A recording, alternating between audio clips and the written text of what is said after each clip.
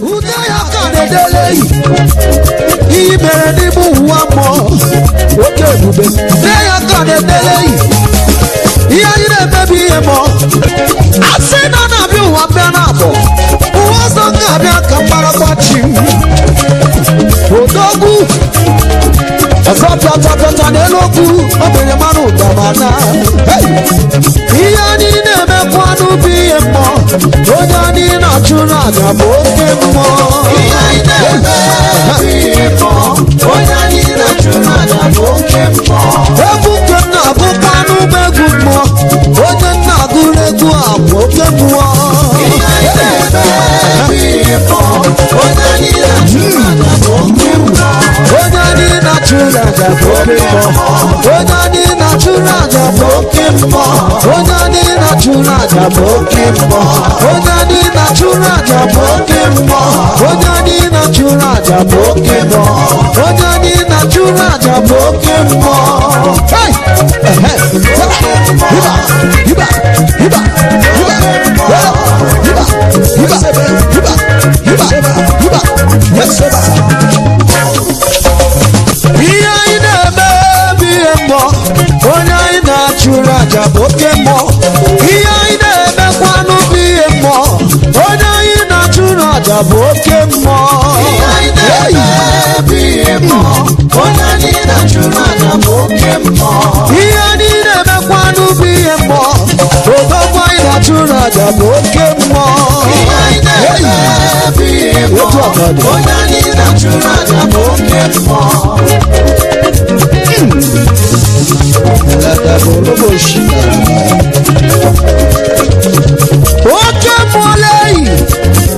Oke molei, moneri mo, akataka moki beyoko, oko odogu, mone kurokuwa, apagibo metaro ne mejoro, oke mo, imami marana kabari, udaya kadedelei. He made him one more. Okay, they are gonna delay. Yeah, you never be a more. I said, none of you are Benabo. Who was not going to watch him? Odogu. Azapata nelogu. Obere manu damana. Hey, yani neme kwanu be a more. Onyani na chuna jaboke mo. Yani neme be mo. Onyani na chuna jaboke mo. Ebuke na bukanu begu mo. Onyana guregu aboke mo. Yani neme be mo. Onyani na chuna jaboke mo. Onyani na chuna jaboke mo. Onyani na chuna jaboke mo. Onyani na chuna jaboke mo. Onyani na chuna jaboke mo. Onyani na chuna jaboke mo. Onyani na chuna jaboke mo. Hey, hiba, hiba, hiba, hiba, hiba, hiba, hiba, hiba, hiba, yes, hiba.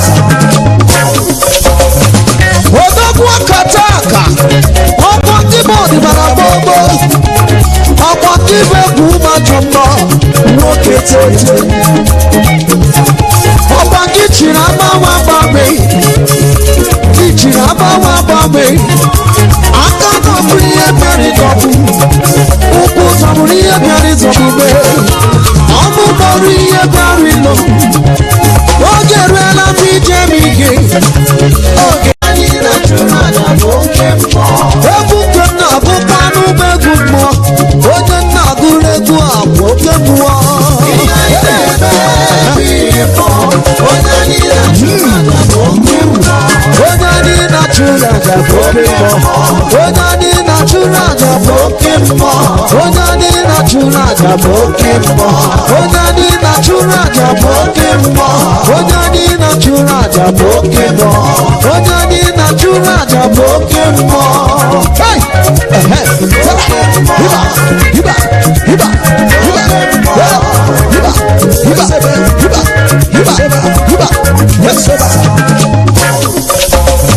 Ihe anyị na-eme bụ ihe mbọ. Onye anyị na-achụrụ aja aja bụ oke mmụọ. Ihe anyị na-emekwanụ bụ ihe mmụọ. Onye anyị na-achụrụ aja bụ oke mmụọ. Ihe anyị na-eme bụ ihe mmụọ. Onye anyị na-achụrụ aja bụ oke mmụọ. Ihe anyị na-emekwanụ bụ ihe mmụọ. Odogwu anyị na-achụrụ aja bụ oke mmụọ. Ihe anyị na-eme bụ ihe mmụọ. Onye anyị na-achụrụ aja bụ oke mmụọ.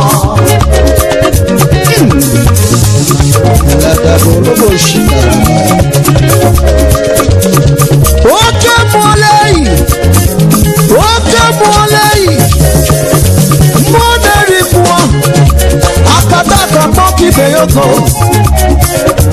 Oke odogwu, mmụọ na-ekuru ọgụ nwa, ọkwa gị bụ metara onye mejọrọ. Oke mmụọ ịgbapụ ịkpara na Kalvarị, ude ya ka na-edele iyi mere n'ime ụwa mmụọ. Oke ebube ude ya ka na-edele ihe anyị na-emebi ihe mmụọ. Asị na na-abịa ụwa bịa na abụọ, ụwa ọzọ ga-abịa ka mgbarakwachi odogwu ọzọ pịata n'elu okwu o mere mmanụ ụdamana. Ihe anyị na-emekwanụ bụ ihe mmụọ. Onye anyị na-achụrụ aja bụ oke mmụọ. Ihe anyị na-eme bụ ihe mmụọ. Onye anyị na-achụrụ aja bụ oke mmụọ. Egwu nke m na-agụkwanụ bụ egwu mmụọ. Onye nna agụrụ egwu a bụ oke mmụọ. Ihe anyị na-eme bụ ihe mmụọ. Onye anyị na-achụrụ aja bụ oke mmụọ. Onye anyị na-achụrụ aja bụ oke mmụọ. Onye anyị na-achụrụ aja bụ oke mmụọ. Onye anyị na-achụrụ aja bụ oke mmụọ. Onye anyị na-achụrụ aja bụ oke mmụọ. Onye anyị na-achụrụ aja bụ oke mmụọ. Onye anyị na-achụrụ aja bụ oke mmụọ.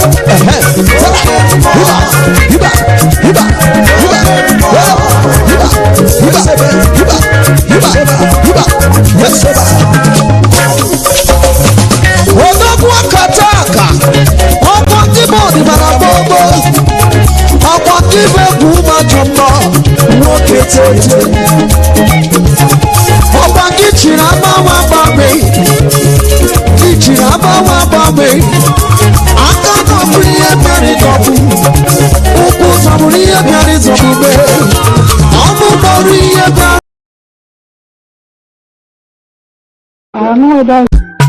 The gallant heroes of the Nigerian Biafra war and Ipob families all over the world. I remember the Nigerian Biafra war, in the thickness of the Biafra genocide. Hey, one man revived the vanishing hope to life. Let the great Biafra army to fight, and they were singing out, Holy, holy, holy, holy, is another Savior. they were singing out, Holy, holy, holy, holy, is another Savior. Holy, holy, holy, holy, is another Savior. many years after the genocide. Whoa, yet another great leader has risen up now. Oh, And he's leading the Biafrans to victory. Iyamadika yabika kwa namno wow. Hey, anamekele mazuche mefo. Mwanemo, it's an honor having you on board.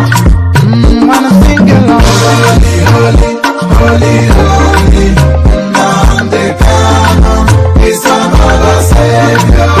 Wanna sing along. Holy, holy, holy, holy, Nnamdi is another Savior. Wanna sing along. Holy, holy, Holy, holy, holy, holy, holy, holy, is another Getting Savior. it right and getting it fast now. Holy, holy, holy, holy, is another Savior. Holy, holy, Get it moving right. Never freedom. is another Savior. Never freedom. Holy, holy, holy, holy, Nnamdi is another Savior. Another Savior. Holy, holy, holy, holy, holy, another Savior. Another Savior. Holy, holy, holy, holy, another Savior. Well, this is Mobien. This is dedicated to the gallant heroes of the Nigerian Biafra War and IPF families all over the world. I remember the Nigerian Biafra War, in the thickness of the Biafra genocide. Hey, one man revived the vanishing hope to life.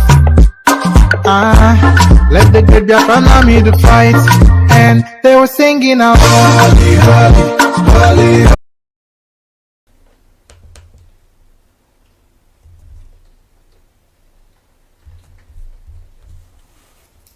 Good evening, wonderful people, great Biafrans, wherever you are. We are welcoming you to another exciting edition of Radio Biafra presentation. Due to technical reasons, we are not able to render our national anthem, but I do hope that before the conclusion of our broadcast this evening, we should be able to play it. Therefore, I say good morning, good afternoon, good evening to some of you, regardless of where you are domiciled. And as I did promise you, today is going to be an extraordinary session of our live presentation. Please, if you are not close to a listening device, I will suggest you try and get close to one. Inform your friends, your family, your neighbors, those who are gathered around you, that they too may participate in this very wonderful program this evening. We have the prophetess with us all the way from New York, and I'll be bringing her in very shortly.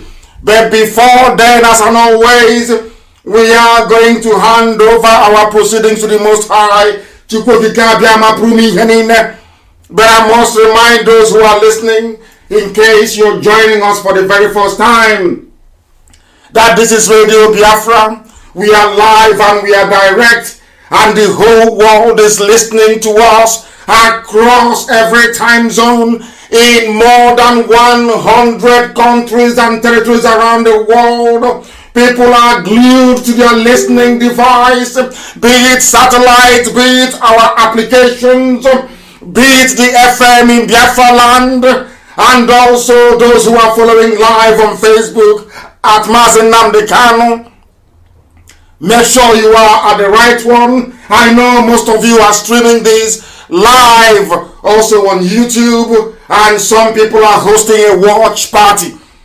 I welcome each and every one of you. My name is Nnamdi. I am the leader of the indigenous people of Biafra, bar none on this very earth. The director of Radio Biafra, the director of Biafra Television, and by the very special grace of one indivisible God in heaven, Elohim Adonai El Shaddai, a servant of the wonderful people of Biafra. We have come that freedom may prevail. We have come that Biafra may be restored.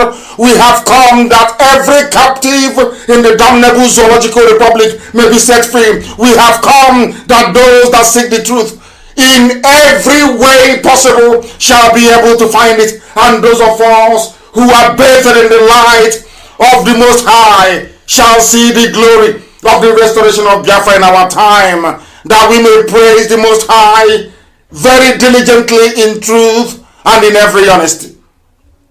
I am going to pray very shortly before I ask the prophetess to tell us what she has for us. And I will even ask her if she is related to Vice President Oshibajo, who has been missing for a while now, because her name is Oshibajo. I welcome each and every one of you once again, and we must pray. I am going to pray in English, a very simple prayer. I am going to pray the Lord's Prayer, because when Yahweh Yeshua was on the face of this very planet, he was asked, please, Rabbi, teach us how to pray. And he said, Our Father who art in heaven, hallowed be thy name, thy kingdom come, thy will be done on earth as it is in heaven. Give us this day our daily bread, and forgive us our sins as we forgive those who sin against us. Lead us not into temptation, but deliver us from evil. For thine is the kingdom, the power, and the glory forever and ever. He's saying, I remember very vividly that Yeshua said, lead us not into temptation.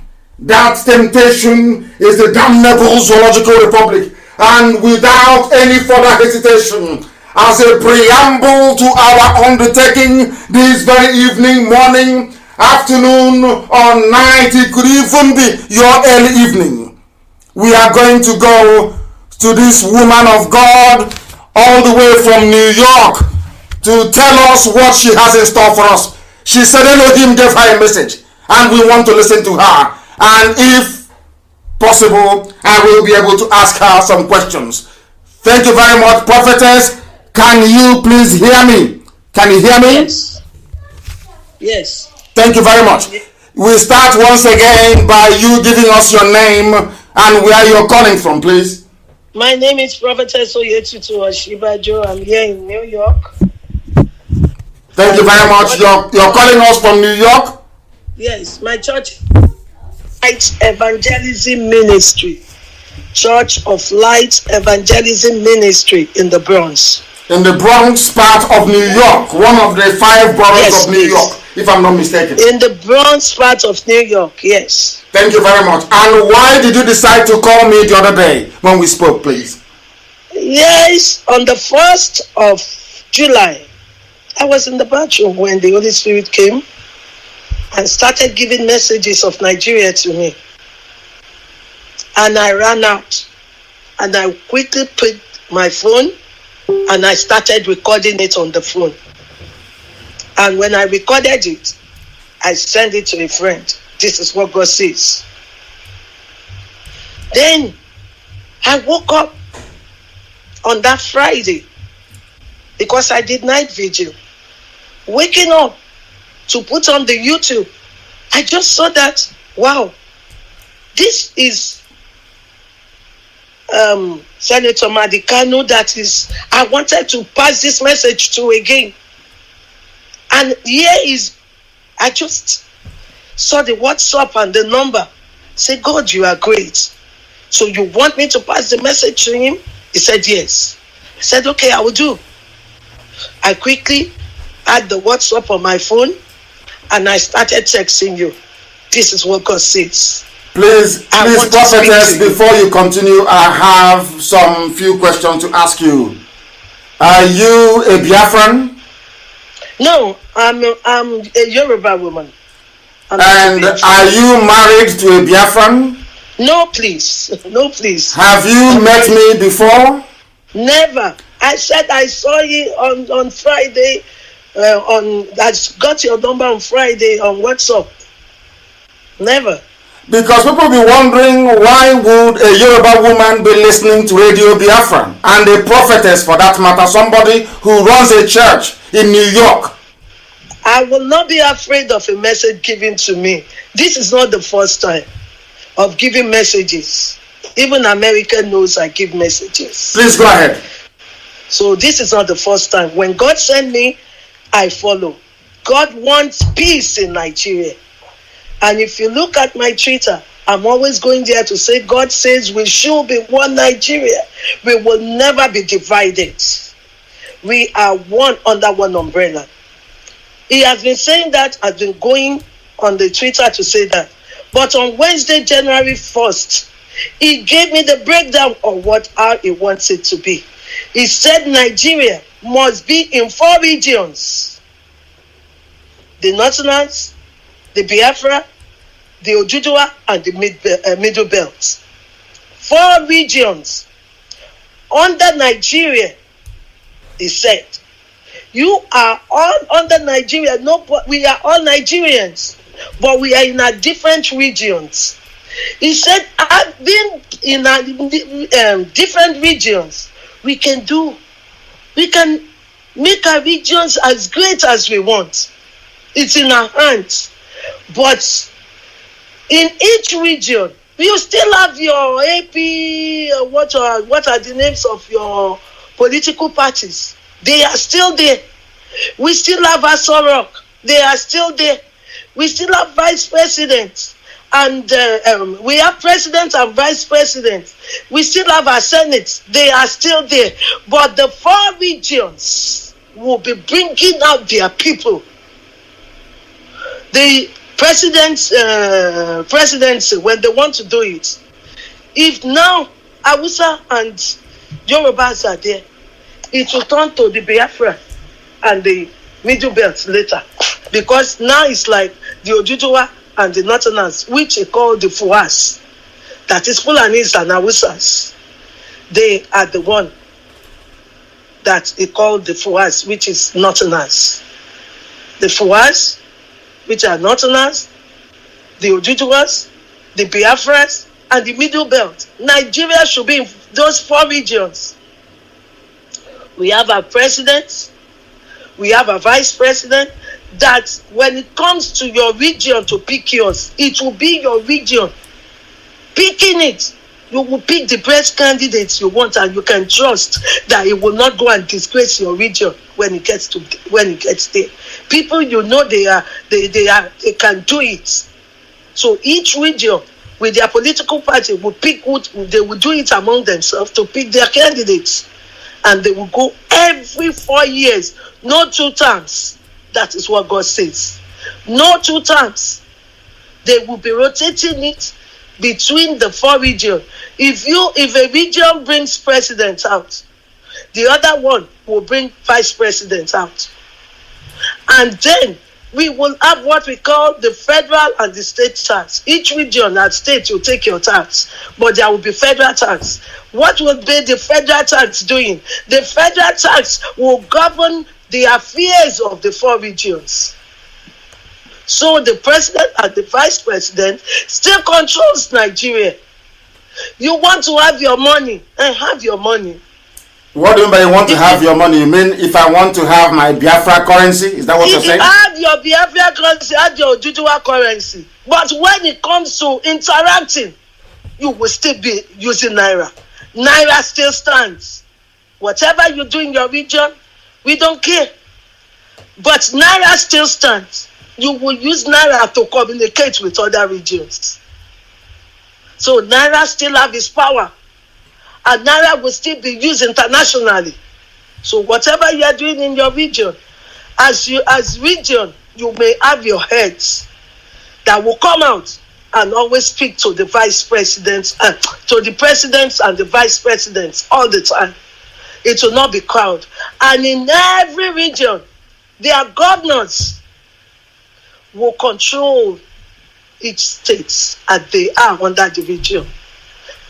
And then, as the governor controls, they still have one person. It's not president. It's not. So what you're talking about, in effect, if I understand you correctly, yes, is a form of restructuring. Is that correct? Exactly, Nigeria. I wanted everybody to. will be happy. Yes, I'm coming. I gave you this opportunity to be able to speak to the whole world because I believe in democracy and not just freedom of speech, but divergence of opinion and of thought. I don't want people to be hearing just the voice of those of us who are campaigning vociferously for an independent state of Biafra. Now, there are some questions I want to ask you because to me, it seems to me, considering what we have to analyze this evening and go through, that whatever you may have seen could be referring to the past. Because I have here in front of me the text of what transpired at Haburi. And what transpired at Haburi involved quite a lot of people. And I will tell you right now, this very minute, the names of those that went to Haburi to discuss this same thing that you're talking about. And then, if it is the will of God, as you said, it is, that there should be a division into 4 regions. Now, my question is, why didn't it happen then? But I'm going to come to that in a minute. I want to let you understand that what you're talking about has been tried in the past. Exactly what you're saying. No, I'm coming. I don't even know. I'm telling you now that's happened. It is here. I have it here. And I want it to be posted. This is a transcript from the tape of the recording in Aburi, where exactly what you're saying now, prophetess, what you're saying now was discussed between January 5 and January 7, 1967. The reason why I'm bringing this up is that what you saw is not out of place. But maybe God was showing you how Nigeria could have been had they behaved themselves in the late 60s. Let me tell you those who went to discuss exactly what you're telling us tonight. Those who were there were the Lieutenant General Joe Ankara, who is the host, the then head of state of Ghana, Lieutenant Colonel Yakubu Gowon, the Chief of Army Staff, who announced himself as the Supreme Commander when Ironsi went missing in Yoruba land, in Ibadan, when he was being hosted by Fajri. Lieutenant Colonel Odumegwu Ojukwu, who was the military governor then of Eastern Nigeria. Colonel Robert Adeyinka Adebayo, the military governor of Western Nigeria. Lieutenant Colonel Hassan Katsina, military governor of Northern Nigeria. Lieutenant Colonel David Ejo, military governor of Western Nigeria. Major Mobolaji Johnson, the military governor of Lagos. And also Alhaji Khan Salem, the Deputy Inspector General of Police. Also present were Mr. T. Omo Barry and also Commodore Akinwole Way, the Chief of Naval Staff. This is to tell you, prophetess, that everybody, the Nigerians you're talking about, they assembled, all of them. From Fulani or Hausa Fulani, as the case may be, from Yoruba, from the Midwest, and from Biafra. Everybody gathered to discuss this thing you're saying in Ghana between the 5th of January to the 7th of January of 1967. Now they discussed all the things that you saw in your vision or in your message. All of that had been discussed in the past. They discussed it. They sat down and they agreed that there will be devolution of power to the various regions within the country. Now I want you to go back and ask God, why did it not happen in 1967? Can I answer that? Please do. God's time is the best in everything we are doing in life. No man has the power of God. You may want it that time. It is not yet ripe for God to manifest it. When it involves God, it will surely stand. No one wins God. When it comes to God, when you say God says, no matter who you are, you have to bow under that umbrella. And whoever don't want to listen to it, God himself will deal with them. The one you are saying in 1967, which I don't even know about, God is my witness. This one came July 1st. I stand by the throne. The God who called me. I did not know. I'm not disputing what you're saying. I'm just telling you that It is God's time. Yes. Now I want to know that, are you aware that there are Yoruba people, Oduduwa people I prefer to call them, there are Oduduwa people in Benin Republic, in Dahomey? Is that correct? All this history, you just say it. I'm just a woman of God to give a message of God. No, because I want to know, because what I'm trying to understand is that I want you to be able to, perhaps you will come back again, you will go back again and go back to God and say to God, but this happened in 67 and 5 million people died as a result of it, because this wanted to happen and they killed 5 million people in order to make this type of Nigeria you're talking about now not to happen. Now, what I want to know is, there are Yoruba people, Oduduwa people in Benin Republic, which is nearby to us, Benin Republic. Now, the reason why I have slight difficulties with this is this. Before the white man came, the Oduduwa people were all one people, from Kogi all the way to present-day Dahomey, Benin Republic. All one people. They speak the same Yoruba language, or should I say Oduduwa language. There was no problem. Now, the God in heaven, they worshipped Oluwa, no problem. Now the white man came, or should I say Europeans came, and divided the Yoruba nation into two. Now you have a part of them not designed by God. Now you have a part of Yoruba people in Benin Republic, and you have another set of Yoruba people in Nigeria. Now what I'm asking is that why would God before create an entire Yoruba race, and then all of a sudden ask the white man to come and cut them into two? The white man came and cut them into two, and instead of the Yoruba to go back and look for their people and have one beautiful big Yoruba nation that spans present day Benin Republic and Nigeria, why would Yorubas just confine themselves to Nigeria, knowing fully well that we tried this thing you're suggesting now that God told you about in 67, and 5 million people died? What makes you to believe that people will not die again if they try it? They will never. It's only the enemies that will die. Those who are stubborn, who don't want to listen to God, they are the one he will face. Me, I'm just a servant. I know. And this is not the first time I will give a message. I am just a servant. And when he sent me, how he will do it is none of my business. I'm just a servant. I accept, he will do it, how he will face the stubborn enemy, what he will do to make it stand. Me, he just told me July 1st. I don't know what is happening before.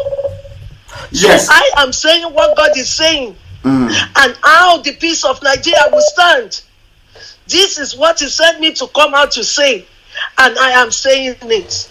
Whoever wants to come and confront me for saying it, no, nobody's confronting you. No. It is I am not afraid of them, because this is the word of God. He said there should be no war in Nigeria, because he said so many people have bought ammunition to kill innocent ones. He said they will face themselves and destroy themselves. He has given the 4 regions under Nigeria.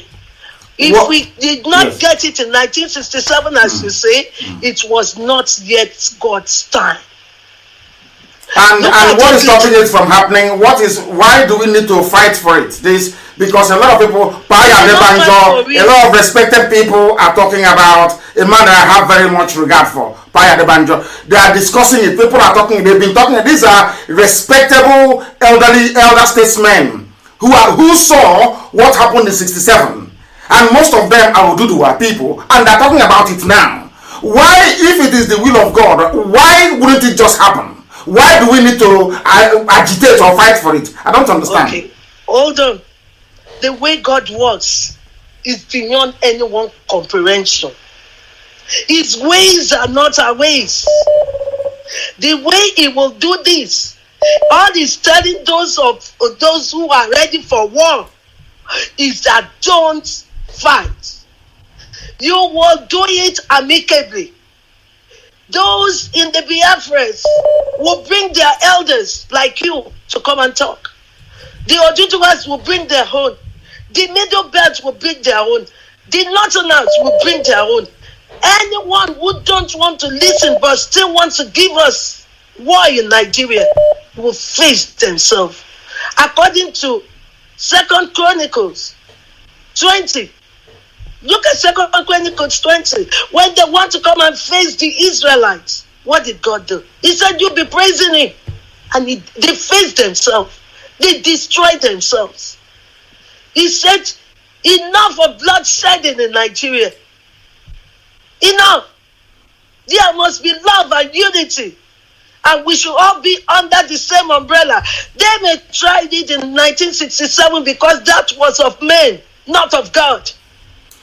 But the same way they tried it in 67 was the same way that Nigeria was created by a man, not by God. Don't worry. This is God speaking. Because you don't know me.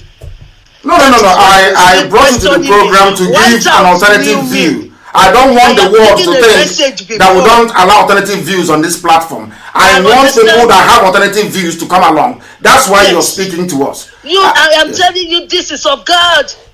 When things are of God, He knows how He will start it from the beginning to the end. But write it down. Nigeria was in 4 regions, and we have free movement among ourselves. Thank you very much. Let me Prophet, I just want to say this. You are absolutely right that you, in your vision, you saw 4 regions, and those 4 regions, they were intermingling. Everybody was visiting everybody else because all the 4 regions will be in ECOWAS. And in ECOWAS, anybody can, you can wake up and travel to Liberia. You can travel to Katsina. You can travel to Obamojo. You can travel to Ibadan. Nobody will stop you. But where I have problems, which is why I want you to go to, you're a prayerful woman. I want you to go back to God and ask for clarification. Because you saw 4 regions, which is the breaking up of Nigeria, which is absolutely correct, because that very autonomy you're talking about under Nigeria, which is now what diplomats are saying all over the world is what they want. That they don't want Nigeria to break. They want Nigeria of 4 regions, everybody doing your own thing, but your name will still be Nigeria. What I want you to go back to God to ask God is this: if it is God's will, how come God gave powers to people that will always say no to it? Why? I don't understand. If it is God's will, why would God always, through the British, give powers to the Fulani that will always say no to it? Why? That was of men then. Men are ruling. Men are ruling. When God intervened in a thing, it was still, this is not vision. Now, He spoke in voice to me. I heard it when He was telling me. I quickly picked the phone. If it's vision, I agree with you. I'm not doubting you. Spoken voice. You too will receive it. Father, fill your son to see what you told us, so that he will calm down to get it right. He said, now, Biafra. I'm coming. When you spoke before, you said something about IPOB and this very agitation. That God, what was God's purpose for this very IPOB agitation? I want to know. That was something you said. Are you saying that IPOB came to fight for everybody, not just for Biafra alone? That was the way you put it. No, I was telling you that you are fighting for Biafra. Yes. That the way God has given the vision, you don't have to fight for Biafra. Fight for Nigeria to be what God says it should be. A country with 4 regions. And everybody, they are in peace, harmony, love. I, as a Yoruba, can come and live in Biafra state with no problem. I can buy houses and be doing my business. Tomorrow morning, no doubt. So it is where everybody is. We're doing business together. The joy of the Lord is there with everyone. We are happy to call ourselves Nigerians. Yeah, that is the only point of departure we have. And that is why I said, I will go back to God. Please. And you will also go back to God, because I want to explain something to you. If it wasn't God's plan in 67, and because it wasn't God's plan, 5 million people were killed as a result of restructuring. Now, what made it to also fail again in 2014, when Jonathan called for the confab and the Fulanis walked out? They didn't want it. So I keep wondering, if this very matter is God's will, how come in 67 5 million people died because of it? Not to break away. Ojukwu wasn't breaking away from Nigeria. Ojukwu, as this very transcript proves to everybody, was for regional decentralization autonomy for the regions. Now, 5 million died. Again in 2014, even before then, they've had a series of confabs. People from the south, by which I mean Oduduwa and Biafra, they canvassed for regionalization, exactly what God showed you, and the Fulani said no. So this is about the 4th time that they have said no. If somebody got them round the table and they said no, Wole Soyinka has been campaigning for sovereign national conference, maybe to give birth to these very 4 nations you're talking about, and it never worked. So I am wondering, in what order is God going to send angels from heaven to come and tell the Fulanis that this is his will? I don't understand it. That's why I said you should go back to God and ask him I don't need to clarify. Go back to God. My God always talk once. He has never repeated himself twice. The God I serve is the Almighty King, the King of Kings and the Lord of Lords. Of course. He No doubt has about never made a mistake. It's not a God you question. It is not the God you question. No, we are not questioning God. We are saying that the Almighty King. Yes. When he says yea, it's yes, it's yes. And it's no, it's no. He said yes now.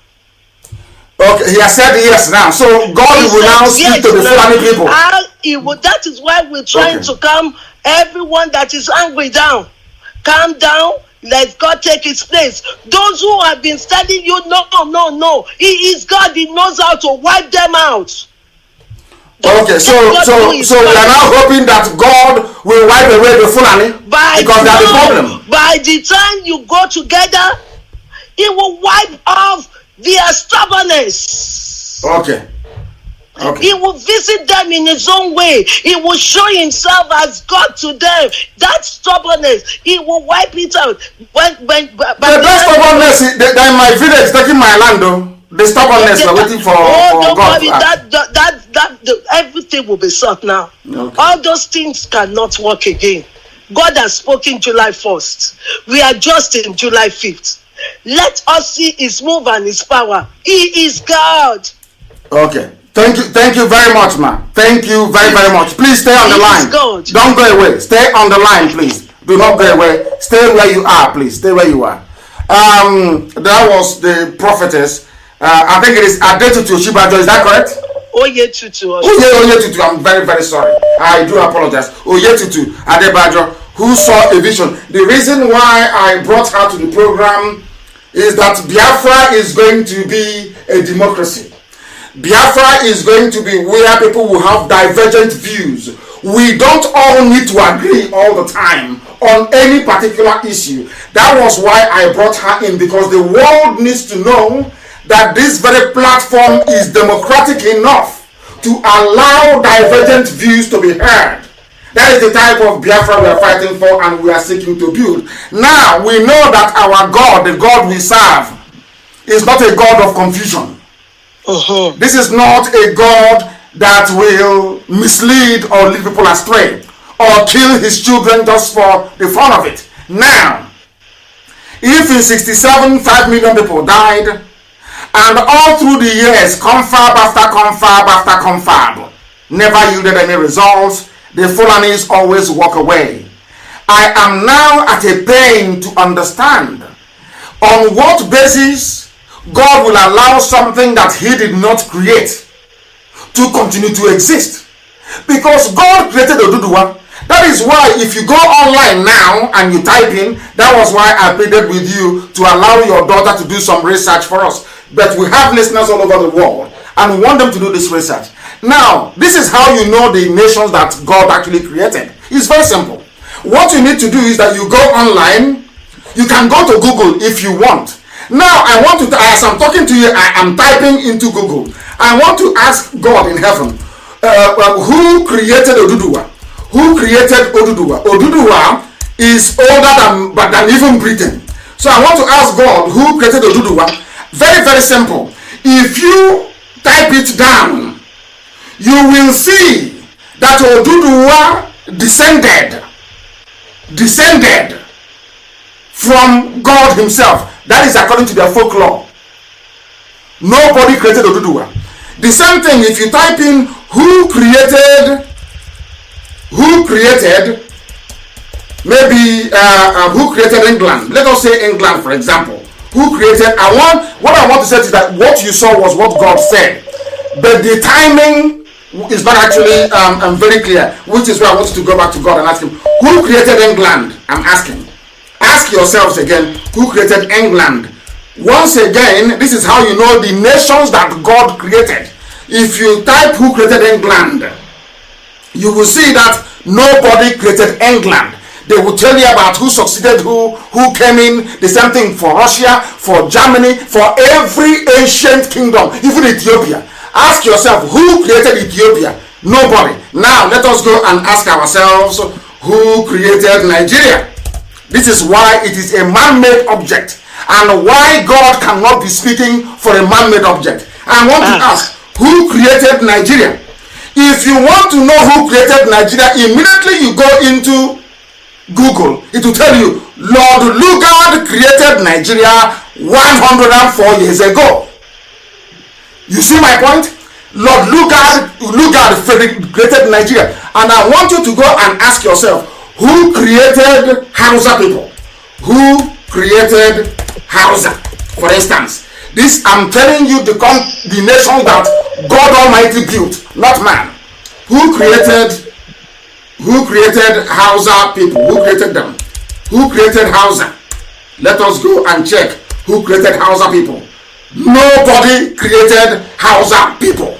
It was founded. There's a difference between founding a nation and creating one.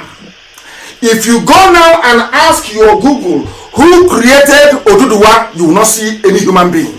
Never. If you ask who created Biafra, you cannot see any.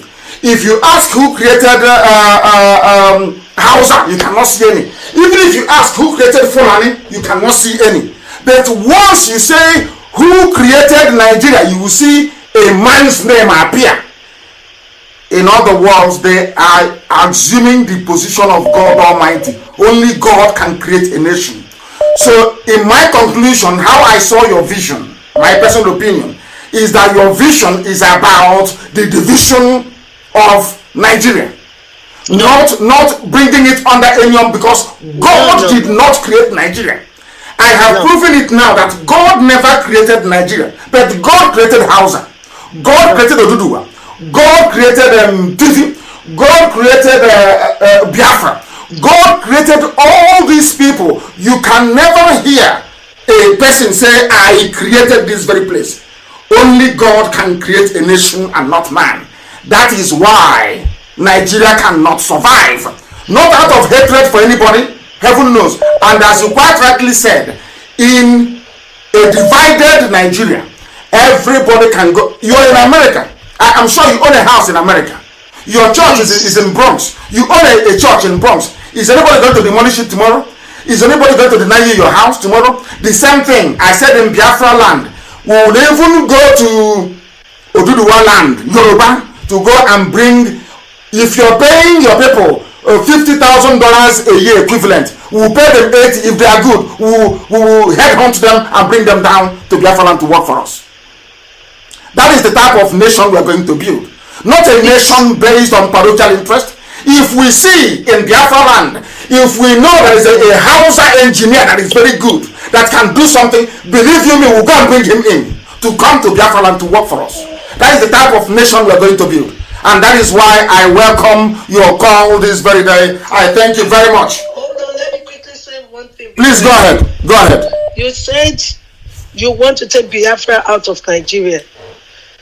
Please, as a woman of God, I don't want to talk too much, because those who know me in America, they know the message that I've given, and they find out everything was like that.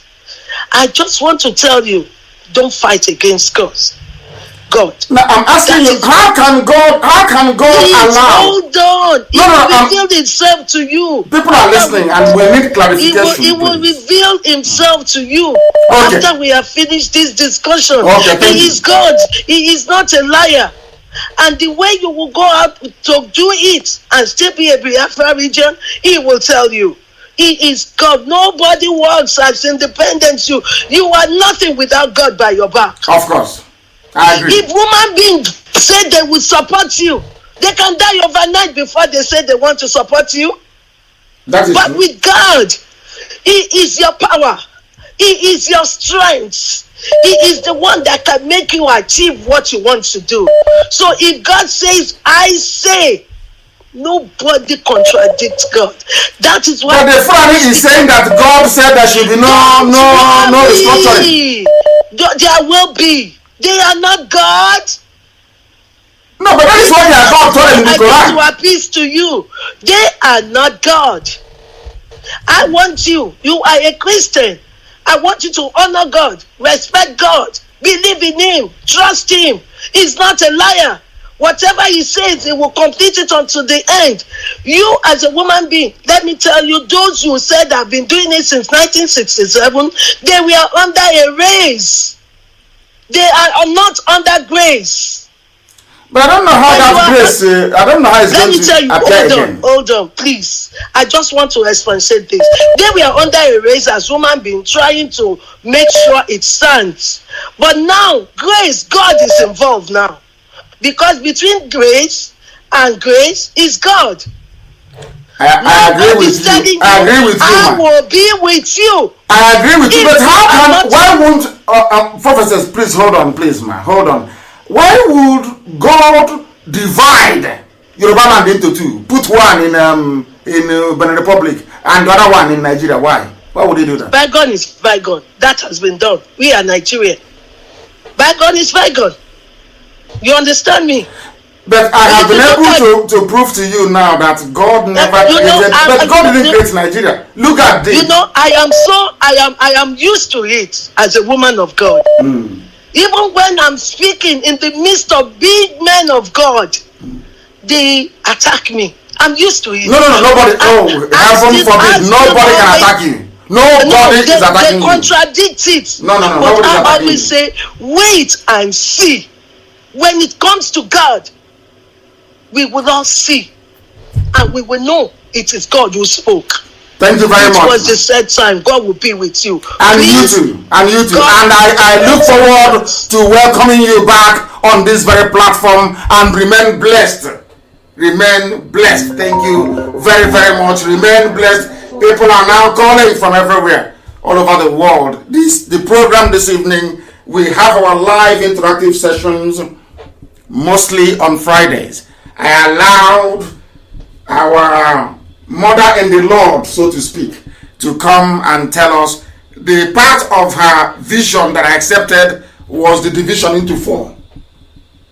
Not the other one, still under Nigeria. No, maybe it was when God was taking away all the green, white, green flag. She may have seen green, white, green, but it wasn't God at all, because I've proven it here. God cannot. Our prophetess said that what transpired in 1967 was the work of men. If we accept it was the work of men, that the Almighty God doesn't validate the works of men, then there is no way God can validate something created by a man. It's a very simple experiment. I want everybody to go to Google and type in Google, who created Oduduwa? Who created Biafra? One after the other. All the ancient kingdoms, you know. Who created them? In fact, who created USA? That is very recent. Who created Canada? You can never see a human being's name. But I want you to go and type in who created Nigeria. What you will see is Lord Lugard created Nigeria 104 years ago. Now, if God doesn't respect the timetable of man, why would God validate something that a man made? Why would God divide something He made, Oduduwa, into two? Put a part of them in Benin Republic, and He didn't do it, it was man that did it. The French and the British that cut the Yoruba land into two. One in Benin Republic and the other one in Nigeria. How can God do that to His people? And then put them together with half Arabs from Borno? How is that possible? I just want to know. I don't think the vision was complete. but she will go. I'm sure she will come back to us. She will come back to us. As somebody said, we are not wishing for anybody to lose their child to Fulani headsmen. I want the world to understand that we take divergent views here. We don't need people who always agree with us. Sometimes it is good to test ourselves against those who don't agree with us and be able to give them the platform to be able to preach that conviction which they have. We must proceed. And being part of our program this very evening, we are making it abundantly clear to all those who are willing to listen, to everybody who is willing to listen, that those of you entertaining or harboring the intention of steering Nigeria towards the path of devolution, or should I say regional autonomy, that ship has sailed. We are no longer there again. We are no longer there again. We cannot have it. Do you know why? As I'm sure that Aburi Accord has been published. If you go and read it right now on my page, not the outcome. I'll publish the outcome next week. What I wanted to do today was to go into the corruption in the zoo. But I discovered that this prophetess rang and said she had something to say, and I said to her, I want you to say this to the hearing of the whole world, and she just did. What we are now going to do is to proceed very cautiously towards this very lecture that we have this evening. It centers around her conviction that the zoo should be won, which I vehemently disagree with. Because of a simple thing that she said. She said that 67 was the work of men. I think there was another confab in 1984 or thereabout. Was that the work of men? Yes, I agree. Also, the work of men, let's even use recent one, not the Abacha one. Abacha called a conference as well. Let's use the most recent one, 2014 of Jonathan's confab. So it was the work of men in 67, work of men in 84, the work of men in 2014. But Nigeria was created by a man. Now, how can God preserve the creation of a man, which is Nigeria, but say no to when men are trying to carry out that same vision that he showed to our dear sister? That's what I don't understand. That's the only place where I am having a slight confusion. Because Nigeria is artificial, it is man-made, and that is why we must try all we can to make sure that it no longer exists. There will be 4 nations emerging. That is the part of her prophecy that I want us to take away. And all these people will cooperate. The Fulanis will go back to Futajaran, where they came from. The Hausas can travel, mingle, and stay wherever they like. The Middle Belt nation will mingle and do whatever they like. The same thing with Oduduwa and also Biafra as well. One thing we're not going to have is a monolithic, unwielding, irredeemable zoo called Nigeria. It cannot happen. Never, ever, ever. Now, it may be that all these 4 nations emerging will decide to come together and negotiate to form a union. That is their prerogative. Maybe that is where she's going to. That these 4 newly emerged nations from the contraption that Lugard concocted and built may now decide to come together to form a new nation. That is entirely up to them. The people will vote and the people will decide. That is how it's going to be. From here on in, what we decide is what the people want. Because they said the voice of the people is the voice of God. We cannot say God cannot speak to one person. God speaks to a lot of people. So that is why they say Vox Populi, Vox Dei, which means the voice of the people is the voice of God. Not the voice of one person, but the voice of the people. And the people are saying they are tired. Oduduwas are saying that they want to be free. The Yoruba say, we want to be free. Biafrans are saying we want to be free. Middle Belt wants to be free. Hausa under burden wants to be free. Because they went And everything our dear sister was saying, the prophetess, everything she is saying, Ojukwu discussed at Aburi. Everything, absolutely everything. Everything. Ojukwu argued for decentralization. They came back. The conference finished between the 7th and the 10th. People must note this down. Between the 7th and the 10th of January of 1967 in Ghana, they held this summit. And they agreed. Now remember that the war broke out in Ojukwu declared Biafra on the 30th of May. I want people and historians to note this very, very carefully. I want to put to bed all the misinformation and the lies surrounding the emergence of Biafra. Very, very critical we understand this. According to this very documentation, this very document now posted on my wall, if you go there, it doesn't originally belong to me. It was published by codewith.org. The man that put this very, sorry, it was from the 5th, I do apologize, from the 5th to the 7th of January 1967. Follow the timeline very carefully. They went to Aburi and they agreed.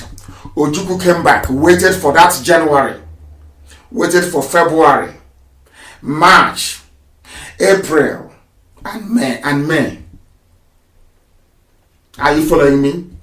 January, Gowon didn't implement the restructuring of Nigeria, no. February, no restructuring. March, no restructuring. April, no restructuring. Until the end of May, pure 5 solid months, waiting for a gentleman's agreement that was reached in Aburi to be implemented. And they said no. Before Ojukwu declared Biafra on the 30th of May. Having attended Aburi between the 5th and the 7th of January. But your historians never tell you this. Those who claim that they are historians, they never tell you this. Never, ever, ever. They never tell you this. Ojukwu waited for 5 months, waiting for Gowon to implement Aburi. Because Britain said no. Because the Janjaweed, Fulani Janjaweed said no. Gowon reneged on Aburi for 5 months, not implemented, before Ojukwu declared Biafra. And now you understand the history very well. And all their lies. That is why their lies can never stand the scrutiny of time. Their lies can never ever stand. Because what people fail to understand is this. What people fail to acknowledge is this. That the devil is using the cloak of Nigeria to advance his cause. Because it was the devil that built Nigeria. It was the devil that used a very horrible man to create Nigeria, not God. God never created Nigeria, not for 1 second. Because had God created Nigeria, you will not see the name Lord Lugard created Nigeria 104 years ago. And if you remain in Nigeria, in Nigeria, once you remain in Nigeria, your Lord is going. I want to tell you what the Hausas are going through at the hands of the Fulani people, so you understand it very well. And I thought that by now, we would have had people interpreting what I'm saying and letting the whole world of Hausa speakers and hearers understand the importance of this very message. Now listen very carefully. Sokoto used to be called Gobe, belonged to Hausa people. The Fulanis traveled and came from all over the place, and Futojalon to be very precise, came and pleaded with, they said to the Hausa people, let's trade together. Let's be one. This same one Nigeria. I want you to understand very carefully. They came. After a while, they defeated the Hausa people with the help of Hausa people. I was speaking to a very important personality. Important personality yesterday. And you know what he told me? He said, I went to the north. He's from Middle Belt. He said, I went to the north. You know that thing they call Durban? If you like, you can Google it. You know Durbar they have when the emir or the, you know, like it's like a Ofala in the north. The Ofala of the north. They said our FM is not working. What's it supposed to be? Why is our FM not working, for goodness sake? Why is it not working, I ask? Oh, goodness me. Goodness me. Now, there is something called Durbar. D-U-R-B-A. Durbar Festival. Not Durban, Durbar. D-U-R-B-A-R. It is celebrated around Ramadan. It's a Muslim holiday in the north. I want anybody to go to Durbar in the north. You will see the light-skinned. That same thing about Black Lives Matter. You will see light-skinned mongrels, that is the Fulanis, on top of a camel or a horse. They are the royal family. And you will see Hausa peasants following them on foot, doing rankadede. Not their fellow Fulanis, but Hausa people. Because they conquered Hausa people. And how was it possible that a minority, the same thing the Europeans did, how was it possible for a minority, a few Fulanis, moving cattle from place to place to conquer a people with an envious civilization in Africa, like the Hausa people? How was that possible? They did it by doing what they do now. They divide you and they tell you they're bringing you something better. They're going to fight corruption. They're going to institute a purer form of Islam. They're going to take you closer to God. And you lose your land in the process. That was how the Hausa people lost Sokoto. That was how they lost even Kanu. They lost Katsina. They lost Kebi. They lost Zazaw. Everywhere they lost. Do you know how they lost it? They lost it because they campaigned against their own people. I am saying this because of the few Efulefus who think that by fighting Biafra that somehow, or talking rubbish, that they're making their lives better. They are preparing themselves for conquest. Themselves and their children and those unborn. Do you know what's happening today? I want anybody to tell me if this is a lie. The Sultan of Sokoto, where is he from? He's a Fulani man. He is a Sultan in a land that belongs to Hausa people. How about the Emir of Kanu, which is the heartbeat of Hausa people? He is a Fulani. How about the Emir of Gwandu? He is Fulani, not Hausa. How about the Emir of Kirby? He is Fulani, not Hausa. How about the Emir even of Ilorin in Yoruba land? He is not a Yoruba man. The Emir of Ilorin is not even a Yoruba Muslim or Ududuwa Muslim. The Emir of Ilorin is Fulani, not Yoruba, not Ududuwa. The Emir of Zazaw is Fulani, not Hausa. The governor of Sokoto State is Fulani, not Hausa. Whereas the Hausa is in the majority. The governor of Katsina State is Fulani, not Hausa. Governor of Zamfara State is Fulani, not Hausa. Governor of Kaduna State is Fulani, not Hausa. Governor of Kanu State is Fulani, not Hausa. Governor of Jigawa State is Fulani, not Hausa. Governor of Gombe State is Fulani, not Hausa. Governor of Yobe State is Fulani, not Hausa. Governor of Taraba State is Fulani, not Christian nor Hausa. Governor of Nasarawa State is Fulani, not Hausa. The governor of Borno State is Fulani, not even Kanuri. All the major imams in the core Sharia Arewa zone in the Sahel in the north, they are all Fulanis. There is no frontline imam that is a Hausa man. Now do you understand? Now do you understand what they have in store for you? The more they preach one Nigeria under one unity, the more they enter into you and take you over. They came to Imo State. They could not impose a Fulani man in Imo State. They got the next best thing, which is Hopo Zarima. Their stooge and their slave. Their stooge and their slave. Such people can never ever out in this life earn or have our respect. It's impossible. You have come to do us harm. You are working for the enemy. You have come to destroy the children of light. You can never, ever, ever ever earn or deserve or merit our respect. All the emirs in all the northern states are all Fulanis, not Hausa. Because the Fulanis killed all the Hausa kings, killed all the high chiefs, and replaced all Hausa kings with Fulani, either as a sultan or as an emir. There was a genocide in the north as well. The first victims of Fulani genocide were the Hausas. The second victims of Fulani genocide were the Nupe people. The third victims of Fulani genocide are the Oduduwa people, the Yoruba, the Oduduwa people. And the fourth victim were Biafrans.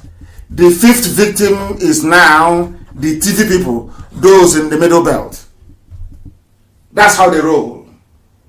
And they are managing to do all these things before, when they were slaughtering the Hausa people or their kings with the help of their fellow, with the help of the Hausa peasants. They said they were bringing you a better Islam, fighting corruption.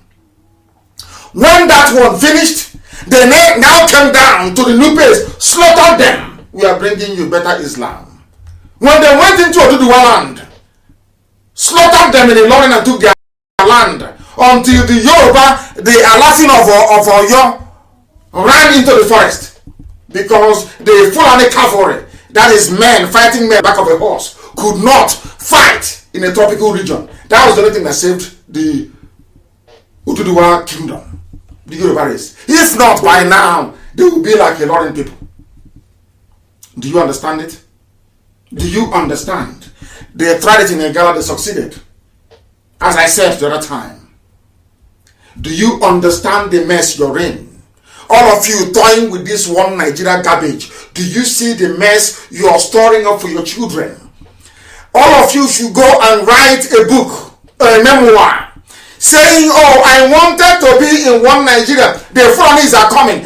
Because those who ignore history have a way of repeating it. That's what I've always argued from day one. If you ignore what happened to the Hausa people, what happened to the Birom people, what happened to the Nupe people, what happened to the Bashama people, what happened to the Bagi people, what happened to Yoruba people, you also will be consumed. You will be swallowed. And our history in the next 50, 60 years will be that of the history of Hausa people that own Sokoto. Yet, there is nothing there for them. Is that the type of life you want for yourself and your children? Is that what you want? Now you understand what we are fighting for, or should I say, what we are fighting against. The time now is 2 minutes past 8 p.m. in the evening in the blessed land of Biafra. The same number of minutes past the top of the hour, regardless of where you are. And the person who kindly composed this very damage the Fulanis have done to the Hausas is Okoye Vincent, and I thank him very much for that. He titled it The Bitter Truth, and I want it to be published everywhere. That so when you're talking about your one Nigeria, let's have one Nigeria, let's have one Nigeria and have regions in. I want you to know what awaits you and your people. This is how the devil works. This is the work of they blind you, the devil will blind you, so you can no longer see very clearly. So you can no longer see clearly. These are the things that you must understand. Please, you shouldn't, some of you should not speak ill of the prophet. That was the vision that she saw, and she's within her rights to share it with the rest of the world. That is why democracy and freedom of speech is a very good thing. You demolish people with the strength of your argument, the superiority of the reasons and the way you marshal them. Please, she is more than entitled to her opinion. If you say that God created Nigeria, you ask Google, who created Nigeria? It's only if you're telling me that a white man is God, if you're telling me that Lugard is God, then I'll believe you. because it's there in black and white. Who created Nigeria? Lugard did in 104 years ago. That tells you all you need to know. If you don't want to be like the Hausa people, if you don't want the fate that befell Hausa people to befall you, then you must campaign to go back to where you come from. Everybody must. Where were you before the white man came? Who were you? What sort of political union did you have before Lugard came and named you Nigeria? Who were you? Or are you trying to denigrate your history? Are you trying to dismiss who you were, your identity? Then when a white man treats you bad, you start complaining about racism. When you yourself, you have no regard for who you are. You have no regard for your history. How then can you expect somebody else to have regard for you when you have no regard for yourself? Very, very important. People are calling from everywhere. We take calls only on Friday mornings, please. The rest of the time we lecture. I may be in the mood, I may be a bit generous and allow people to speak later on as we proceed. But it is very, very important that people understand what we are passing through. We don't expect everybody to support what we are doing and the way we are doing it. That would be very, very foolish of us. No, not at all. But you better have a very valid reason, because we have 1,001 reasons as to why we do things the way we do them. That is why we are potent. That is why for anybody to be relevant, you must mention our name. If you don't mention Nnamdi Kanu or Ipob or Biafra, nobody will know you are there. You are irrelevant. You are inconsequential. For you to be relevant, there are 3 names you must mention. You must mention Ipob. You must mention Biafra. You must mention Mazi Nnamdi Kanu. If you don't mention any of these 3, you are nobody. You cannot generate traffic. Nobody will know who you are. That is the strength of the hold we have over you. That is how strong we are. That is why I keep saying we don't expect everybody to support Biafra agitation. Some people will behave like Hausa peasants. They will see danger coming, but they cannot read it until it's too late. That is why today you have a handful of Fulani people ruling and subjugating Hausa people. That is why they made them Janjaweed, they made them Alamajiri. That is how sad things are.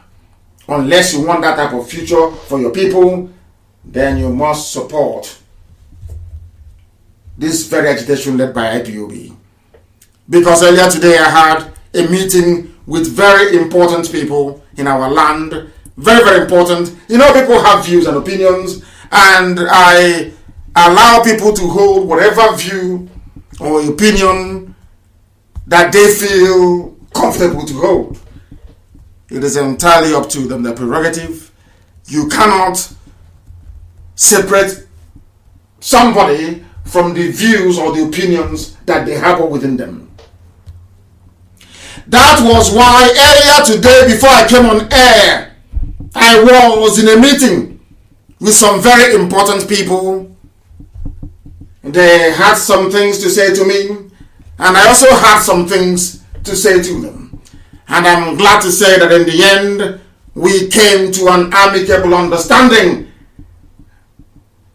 about the best way for us to proceed. But there are a few standout things that came out of that very meeting.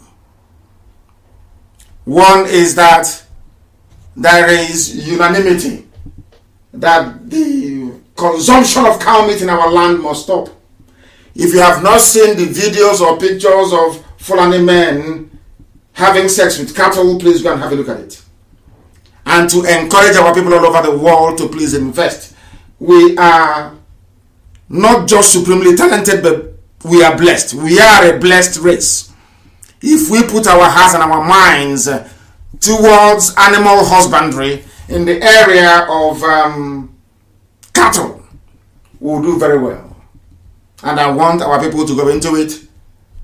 We are winding down our consumption of cow meat Let us see the reason and excuse that we have to come into our land to slaughter our people at will. To slaughter our people at will. That is not going to happen. It will not happen. So we are running down the clock on the consumption of cow meat. Very, very important that we pay attention. The more cow meat you eat, the more you are not just endangering your life, you are putting the rest of our people in jeopardy. Because if nobody buys their cattle, they will not come. Very, very important you understand this. Please. That was one of the major outcomes of our gathering today, and we are concerned, and rightfully so, I presume, about how we respond to those who disagree with us. They want us to take it easy on those who disagree with us. And I said to them that I will do everything within my powers to ensure that that is the case. And there are people that we are the ones who are hurt, because we are the ones that they conspired against to kill. They came to kill us. They conspired to kill us. But unfortunately for them, not all of us were killed. So I have taken on board what they have said, because they are men and women that I have a lot of respect for. And going forward, we shall seek a very amicable way for those who may disagree with us in public to be able to voice their opinion without antagonizing those of us who are in very massive pain. That was my assurance to them going forward, and we intend to keep it. We intend to keep it. No consumption of cow meat in our land. It is going to be phased. It's something we are used to from childhood. So it's going to take a while for those local farmers to be able to bring their meat on board. Very, very important, please. Now, those who are complaining that we insult them, that we are not very respectful, should look at what is happening in the north. Should look at what happened in Oduduwa land. And understand that if you have a contrary opinion about Biafra, if you don't believe in IPOB and Biafra agitation, please keep your mouth shut. Because if you voice your opinion and we consider that your opinion to be an insult, then you will not be spared. So the best thing for you to do is to just shut up. Keep serving your Janjaweed, your Fulani masters, and nobody will talk about you. But any day you come out to say any garbage against IPOB or Biafra, you will be torn to pieces. Keep your mouth shut and nobody will talk about you. Keep your mouth shut and there will be no problem. And if you claim you're a leader, you must stand up and speak when your people are imperiled, when your people are in danger, when your people are being persecuted. That is why you are a leader. You must stand up and say something. You must condemn it. Not when the people are dying, you don't say anything. And when your people are agitating to be free, you go and connive with the enemy to kill them. We have every right to be upset. Every right to be angry. But of course, we do understand where we come from and the need to be circumspect. And that was what I assured them. And I said I will say it live on air. That we will take it easy on some people. We will try to respect our institutions and our traditions. But please, do not encroach into our territory. We are hurting, we are pained, we want Biafra, and nothing is going to stop us from getting Biafra. Absolutely nothing. No Jupiter can, nobody can. So if you present yourself as an agent of the zoo in our land, and you say because of that, you are 70 years old, you're 80 years old, you're coming into Biafra land to talk rubbish, we will obliterate you completely. Do you know why? Because everything we do with facts and with reason. Do you know that the sponsors of Boko Haram are Fulani people? You also know that Fulani people are the officers you have in the Nigerian army. In fact, across the armed forces of the zoo. Now, they came out openly to tell you that we are not going to expose Boko Haram sponsors. This is a very bloody terrorist organization that have killed a lot of people. Innocent people. There are over 2 million people in IDP camps as a result of the activities of Boko Haram. But of course, I qualify that. The reason why Boko Haram took up arms is because of the heavy-handedness of the Nigerian police. They were the ones that killed Muhammad Yusuf. Before the death of Muhammad Yusuf, Boko Haram wasn't violent. It was the death of Muhammad Yusuf that led to Boko Haram becoming violent. So we must understand that first and foremost. And that is the truth. It doesn't matter how much you demonize Boko Haram. Somebody started it. It doesn't matter what you say about Boko Haram. Somebody caused Boko Haram to pick up arms. The day they came to my house to kill me, had they succeeded, do you think IPOB will keep quiet? They would have gone into the bushes. Exactly what is happening in the north. Before you blame Boko Haram, you blame the Nigerian police and you blame the trigger-happy Nigerian army. That is the truth. And now that Boko Haram is killing without mercy, who are those sponsoring them? The Zoo presidency wrote a letter, or should I say issued a statement saying that IPOB is spending $85,000 every month in order to stain the image of the already battered, useless zoological republic. So they were concerned. Where do they get their money from? But do you know that they are not concerned about who is sponsoring Boko Haram? IPOB is a peaceful movement. We are not armed. Now I want somebody to tell me the reason why the army is not prepared, or presidency not prepared to name those who are sponsoring Boko Haram, but they are prepared to be looking for those who are funding IPOB. That is yet to kill anyone. What does that tell you?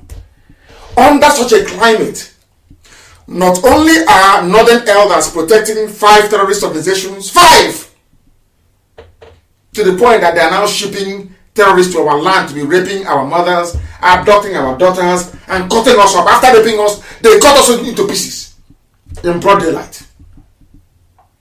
That elder you have in Biafra, that elderly man you have, that elder statesman you have, did not come out to condemn the slaughter of his own daughter.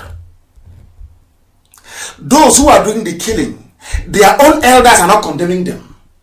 I have never heard of a northern elder condemn Boko Haram, or condemn ISIS in West Africa, or condemn Mietiana. No, never ever. Instead, they brought them into the presidency and empowered them. You went to school as an elder. After seeing all these things that your own counterparts in the north,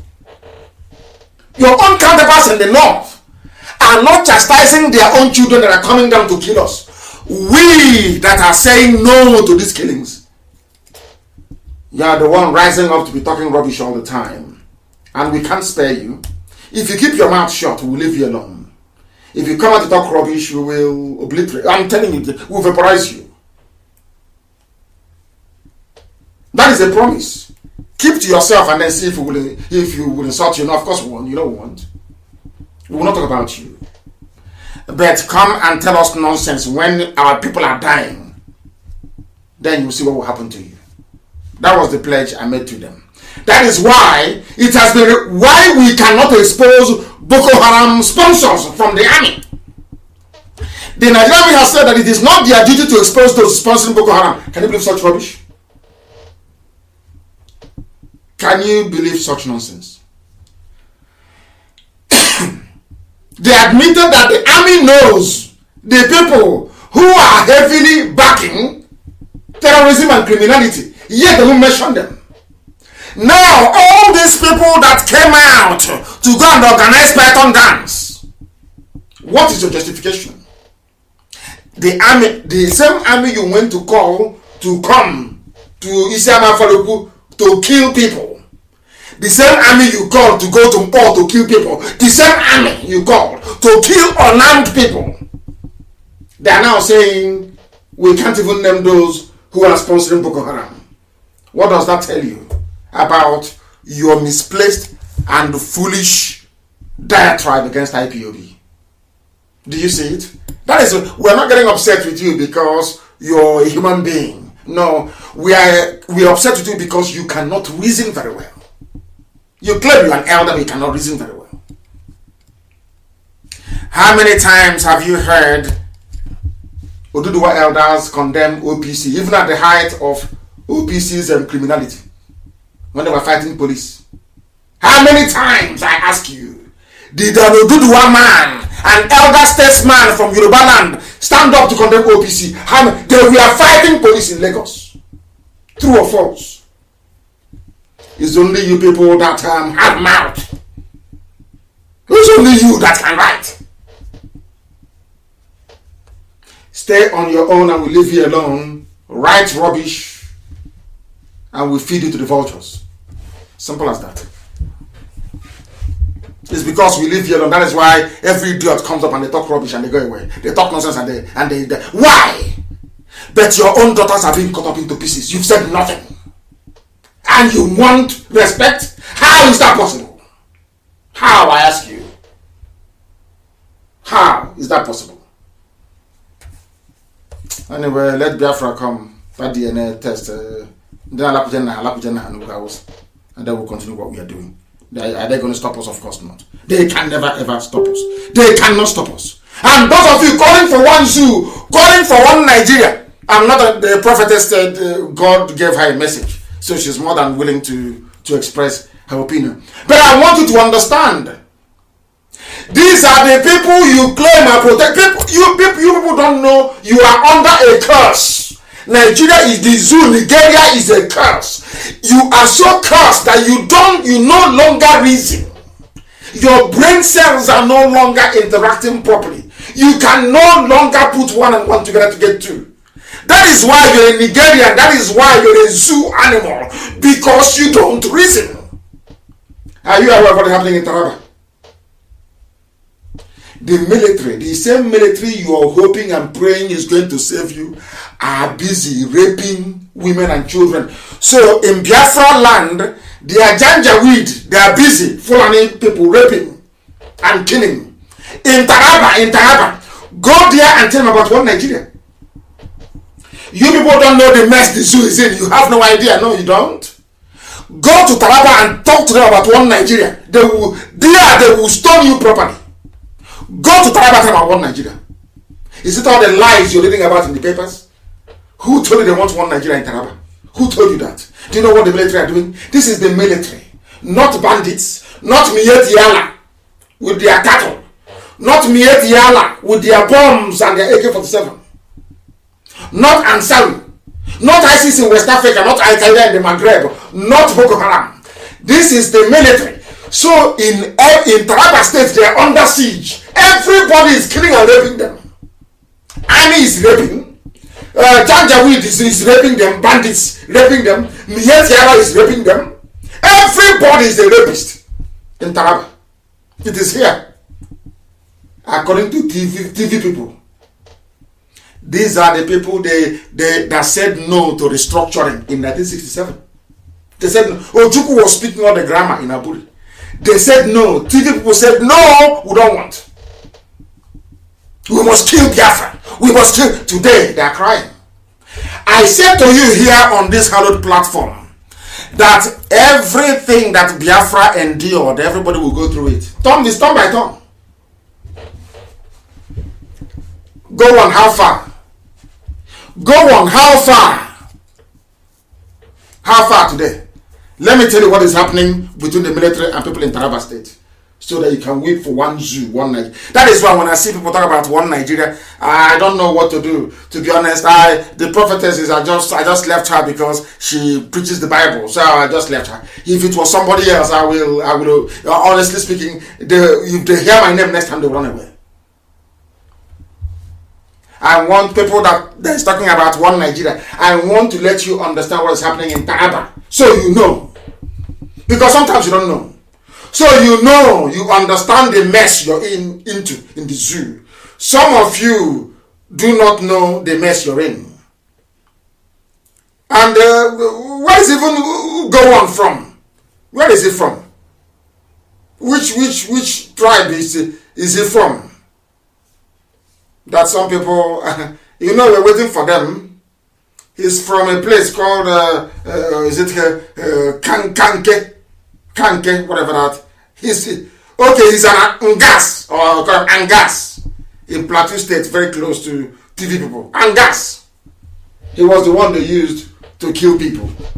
Today, his village is also under siege by Fulani headsmen, but he can no longer speak. He can no longer speak. The TV leaders or TV people from Taraba State, under the aegis of Thief Cultural and Social Association, have accused the military, Nigeria's military, accused the military that they posted the military to come and stop the Fulani Janjaweed from ethnically cleansing TV people from Taraba State. But do you know what the military did? This is Zoo newspaper. This is a Nigerian newspaper, please.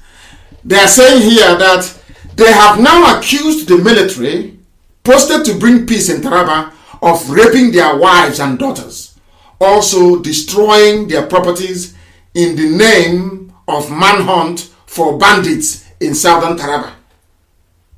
You are a Christian in southern Taraba. The bandits are Miyeti Yala, who are Muslims. You are attacking and raping Christian women, destroying their homes and property. This is from the army, not anybody else. From the army.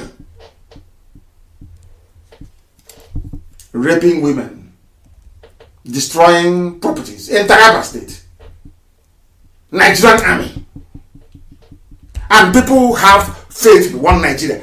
I don't know the type of planet that these people can. I have no idea where they came from. And they say, oh, we don't want to fight a war. Nobody wants to fight a war. But sometimes, yeah, you telling me you'll be in your house, somebody will come in, knock on the door, as they did to that woman, take your daughter, take your mother, and be raping your mother outside. And you'll be quoting the Bible. Is that what you're telling me? Is that what you're telling me?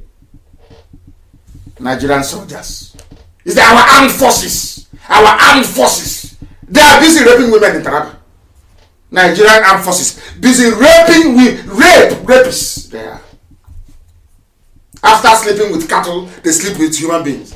That they have all now been diseased, of course. They've got diseases. Haven't you seen them sleeping with cattle? These are terrorists that they feed their rehab. The only place in the world you bring out a terrorist, you give him army uniform with AK-47. What do you expect? What do you expect, I ask you? What do you expect? What do you expect, I ask you? You're telling me you believe in one Nigeria. In one Nigeria, my foot. One Nigeria, my foot. And my happiness today is that after listening to us, the Hausa people are fighting back. As I speak to you now, the people, they listen to everybody listens to Radio Biafra. They are now fighting back in the north. Enough is enough. But now, imagine this thing had happened in Biafra land. In a place called Zango Kataf and Karolo government area of Kaduna State, they are now facing the Hausas, they are now facing the Fulani people. And the Fulani are claiming they lost 99 people there.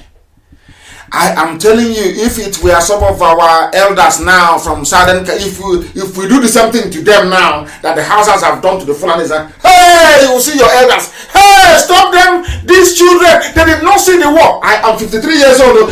These children, they didn't see the war. They have done nothing. Hey.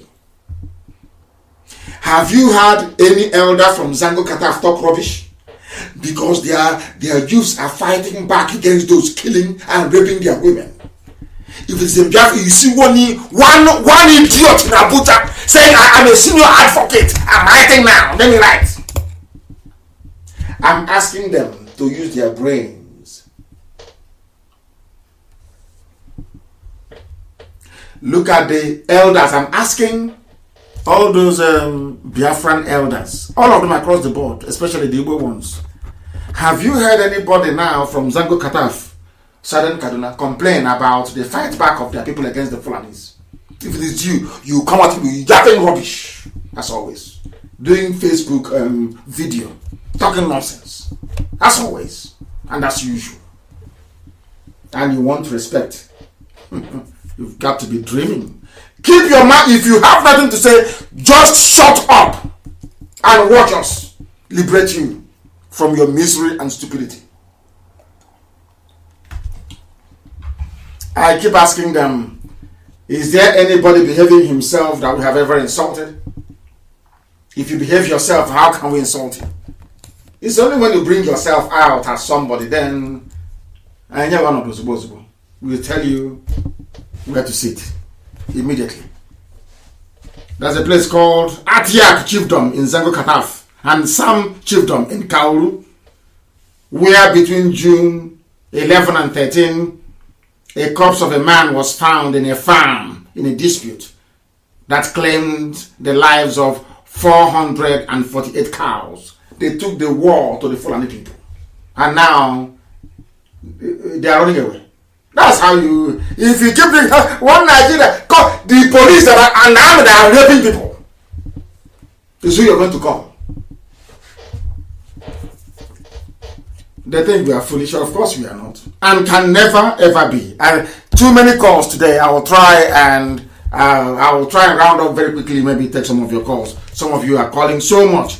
So much. You are talking about restructuring. Let's restructure. You did not restructure in 67 when every part of the zoo was represented in Aburi. All of them, all the leaders were there. They agreed. Nothing happened. Nothing came of it. Nothing. You had confab after confab, culminating in the one Jonathan had in 2014. The Fulani said no. And you said you're still saying that God told you it's going to happen. When? Oh dear. Let's continue. And as a consequence and as a result of the unbridled stupidity of those that call themselves Nigerians, 43% of the total population of poor people in the world will live in the zoo, in the damnable zoological republic. That is the gift of the Fulanis to you. The Fulanis have now given you a gift. 43% of the world, the global population of poor people will live in the zoo until according to World Bank. This is from the World Bank. All in Africa. No, in three countries actually. In India, in Nigeria, and in Congo. Anywhere you see bad news, you will see the name Nigeria. Anywhere, which is to show you that God has never been with Nigeria. Never. God did not create Nigeria. Never did and can never. I don't know why some of them are graduates. I don't know why they struggle to understand this. I don't know why they struggle to understand it. The projection came after the Washington-based development lender, the World Bank, said on Monday that the pandemic could drive between 70 to 100 million people into extreme poverty in 2020 as the global economy faces its worst recession in 80 years. This is what you get when you put Fulani in power. Your life is a complete mess. A complete mess. Yes, as our people are writing from Facebook, Chima, and also, of course, you have attention seekers everywhere. If they don't come to make noise, how are corrupt politicians going to give them money for data? They must make noise. That is who they are. They must make noise. Always, they must make noise. the zoo is going to have their own fair share of poor people all over the world, only in the zoo. Tomorrow they will say, we are Nigerians and we are proud. Very, very sad indeed. Let me try and take people. A lot of people are calling and calling and calling and calling. I don't know if at all they're paying attention. The caller on the phone, can you hear me? The caller on the phone, he cannot hear, he's not paying attention. The caller on the phone, can you hear me?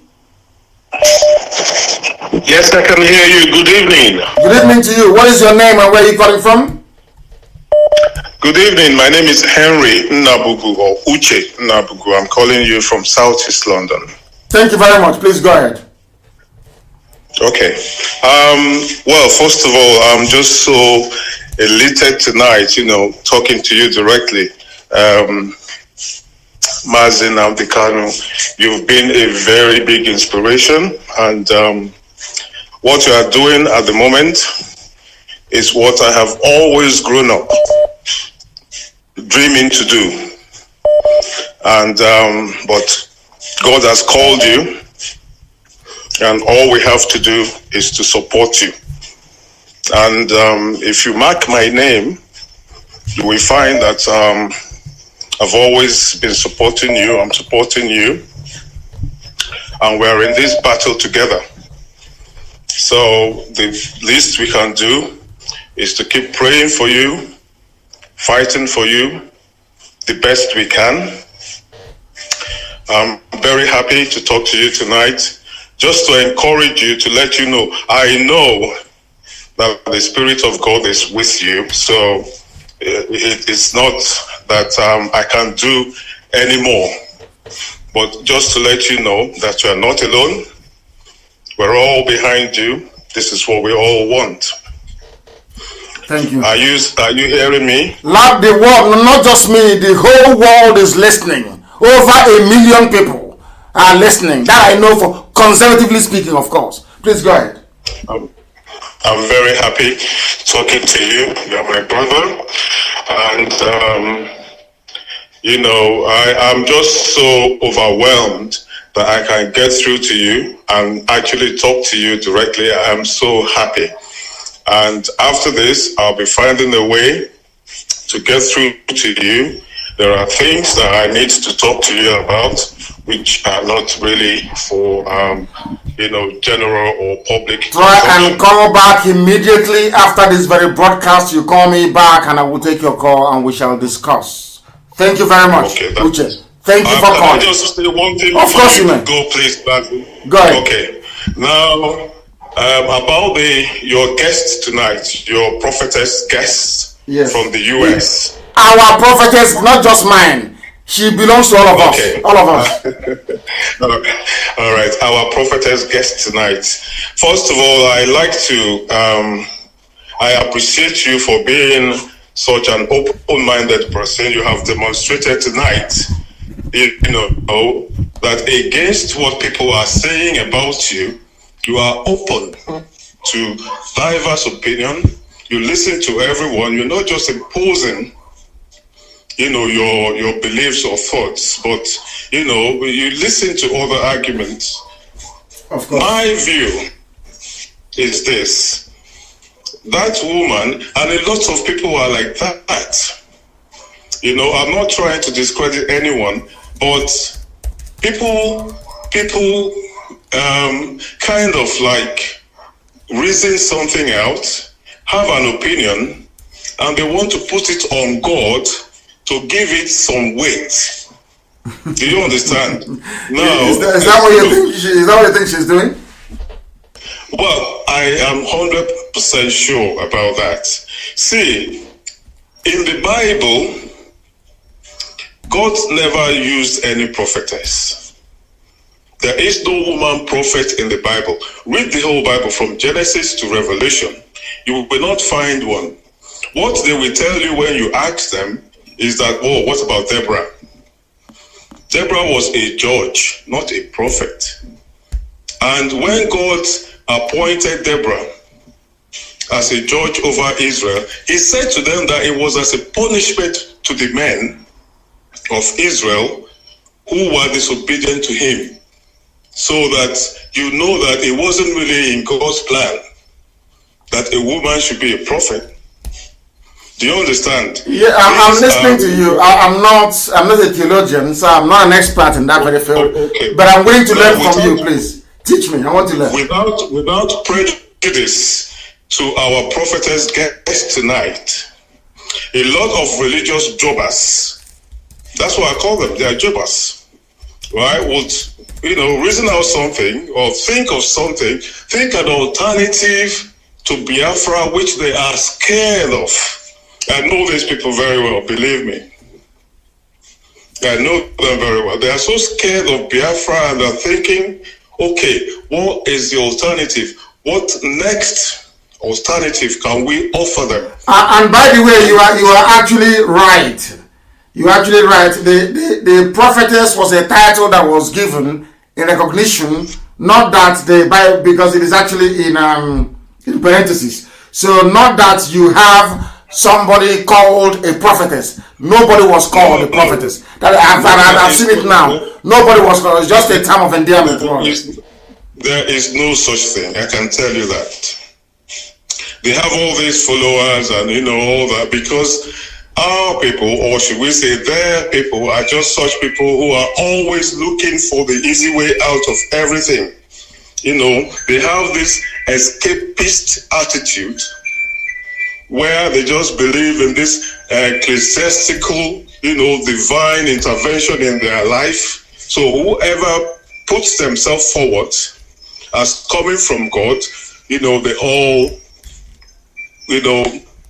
go there and, just obey them and listen to them. Can I ask you a question? I believe you go to work every day. Is that correct? Are you a student? Do you go to work? Well, I am a compliance consultant. Mm-hmm. I'm a lawyer. Oh, very good. By training. Now, if you don't go to work, will you get paid? Sorry, what did you say? If you don't go to work, will you get paid? Will you get paid? If you don't work, will you get paid? Of course you will. Of course you will. You will not. No. You will not get paid. So that even though God has a plan for you, has a job for you, you actually need to go to work in order for you to get paid. Is that correct? Exactly. Okay. I'm just asking. You're right. You're absolutely correct.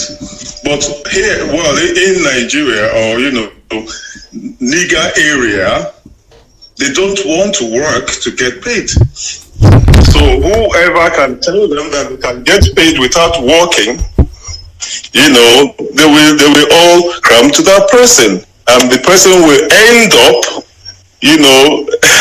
taking from them collecting the few they have. Exactly. Very sad indeed. That's what's going on there. So whoever wants my dear brother, please talk to me again after this very program. Let me take this very call that is coming. Try and speak to me after this program. The caller on the line, can you hear me? He is not paying attention. The caller on the line, can you hear me? For the last time, can you hear me? No, they're not paying attention. The caller on the line, can you hear me, please? The caller on the phone is not paying attention. The next caller, can you hear me? Hello. Yes, please, your name and where you're calling from? My name is Obinna Wampo. I'm calling from London. Hey, you people have woken up in the UK all of a sudden. Please go ahead, Obinna. The word is Nnamdi, I'm very proud of you, because I'm from Umuahia. Oh, wonderful. A blessed land. Wonderful. Thank you very much. Yes. I'm very proud of you, and just in continuation to what the earlier caller said, that woman has Rasputin spirit. They always go. Please take it easy on her, please. I happen to I don't know. She came and she spoke very well, so I do have this. The Rasputin spirit I'm referring to is those who go to the Tsar. Always they have something from God, and that shouldn't be the case. What we are pursuing is logical, is straightforward, is 1 + 1 is 2. Yes. That is what we are looking at. It's not what God is going to do. God is not going to miraculously. Freedom is free. But in history of mankind has fought for freedom at each point. However, it's free. But we must Okay, fight. you're saying that freedom is free, but you still have to fight for it. You still have to fight for it. In all, even in Cuba, it took 5 years, 5 years plus for them to get a Cuban revolution. You still have to fight for freedom. It's not just free, but you still have to fight to obtain freedom. But let me ask you, let's have this conversation now. Do you think that, let's put it this way, so anything designed to kind of, do you believe that even within the present condition of the zoo, that any devolution of power is some kind of freedom fighting as well? Do you believe in that? No. Even restructuring? No. It is not? No, it would never work. Okay, go ahead. Restructuring will never work. Restructuring is not the path of freedom that will liberate Nigeria. Everyone got to go back to their region, to their villages, to their hamlets, to build from the bottom up. Oh, okay. If in the future, if people decide by way of enlightenment and attainment, if people decide to join together, let them decide in the future. But at the current moment, freedom means total freedom. So it is a focus we ought to have. And your broadcast, I always rush whatever I'm doing to listen to it. We got to be focused to freedom. And there is not just, I have a lot of people from Oduduwa, very important men in England. When I speak to them, what they said to me, what Nnamdi has been saying is absolutely true. Whatever Nnamdi says is correct. In fact, we are making more inroads within Oduduwa and other, even the houses, than we are making. It's like we are becoming a bit stagnant within the Biafran region, but the message is getting deeper and deeper in Oduduwa, in the north, and even in Ghana, Ghanaians, people are opening their eyes. So keep to what you're doing. That is the right track. We can never lose focus. The zoo is shaking.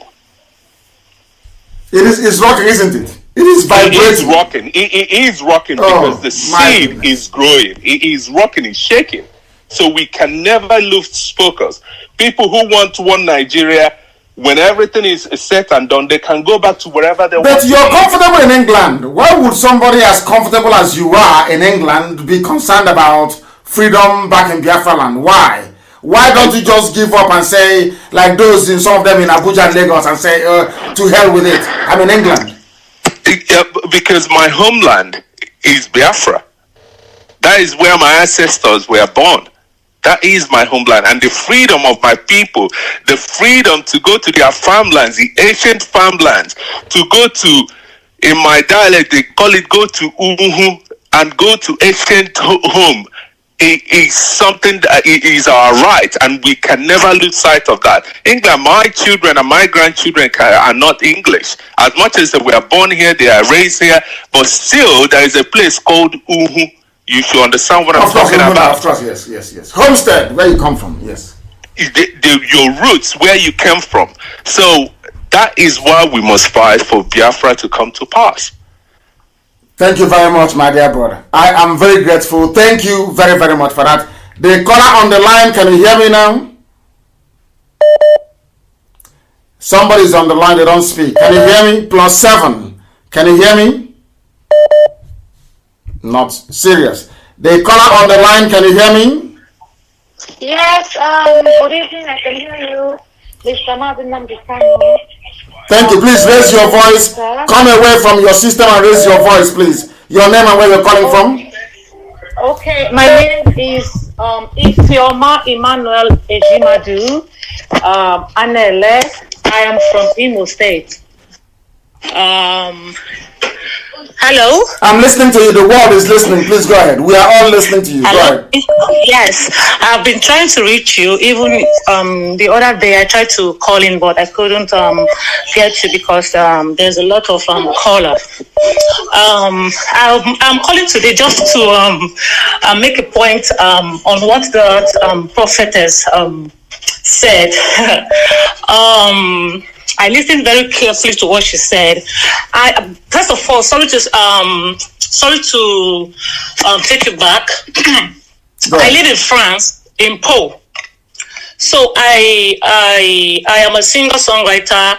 I sing in a church, and I see a lot of people who call themselves prophetess here. And most of these people, they are Yorubas and all that. What she said, she might be correct on her own part, but I want to clarify something. There is nothing like prophetess, even in my Bible. Are you serious? Yes. But how about this very part in Exodus, where it says, and Miriam prophesied, and Miriam prophesied. Is that a different translation? Is it a translation, or is it called translation? That's a different translation. Miriam prophesies, like you can prophesy to yourself what you want. Like you can prophesize, I want this, I want this. That's not a prophetess thing. Miriam prophesies. It's a different translation. Now, this woman that have come to say these things, all we want is Biafra. We want Biafra to come. We don't want restructuring or one Nigeria. This thing she saw is at the past. I will put it on her that she might have seen something from the devil, because devil also give visions. Ew. Devil give bad visions to people of God. Yes. Devil does that, because if it's from God truly, God will send it to people, someone like you who is a freedom fighter. God will send that same vision to the Nigerian government, who are the bad people. God will send that vision to someone, or maybe to Aisha Buhari, so that he will open their eyes and see if he will tell them that this is what I want, this is what should have been, this is But what they have seen it, my dear sister. They have seen the vision. They have seen that vision is division. The vision they are seeing is division. And that's what they're running from. That's why they don't want destruction either. They don't want anything to tamper with the zoo. They are seeing the vision, and that vision is division. Go ahead, please. Exactly, sir. So that woman, to me, I think is wrong. What she saw was not the correct thing. What she should be seeing now, that's why I made the comment, she should go back and pray and ask God to show her correctly what she saw, because that is not the real thing. What she should be seeing now is Biafran freedom and how Nigeria is going to be destroyed. Because God is at the edge, that because God he has turned back on Nigeria already. Because I see it also in my visions also. I see things about Nigeria, which I can't come on, I don't want to be saying it, but I know that that is not the right thing from God. So we shouldn't listen to that woman, because some people are like that. I'm sorry to say, I'm not castigating her. Some people are like that. They all use charms and juju to do all this prophetess thing, and, just to get money from people, to prophesy to you, to tell you this, you become this. That is all a lie. Thank you, sir. Thank you very much, my dear sister. Thank you very, very much for that. An eye-opener, if I may say. The caller on the line, can you hear me? I have a caller on the line. Can you hear me? No. The caller on the line, can you hear me? Yeah, Mazi, I can hear you. Thank you very much. I'm calling from Las Vegas, Nevada. From Las Vegas. In Abacha and Las Vegas. Are you doing gambling? I can't do gambling. I know in Vegas they do not gambling. Please, your name once again, if you may. My name is Chim Oduze, Mazi. Oduze, welcome. Thank you very much. Please go ahead. Yes, like what our prophet has said, if God so loved Nigeria that he has been giving us Obasanjo, Gowon, Buhari, even our brother Jonathan. Now, this kind of love, love okay to grow, or the cable. You guys are making me laugh, honestly. This Biafra we are fighting for, two major type of people are most threatened. One, our political leaders, two, our religious leaders. No matter the front they come with, no matter the name they come with, prophetess or bishop or his royal highness or his holy of holies, whatever thing they come with, they are threatened because of they have laid so much foundation on. They've been ripping off our political leaders have been ripping off. We will cry to them. They will take the little ones we have in the name of tithe and seed and offering. So they are most threatened.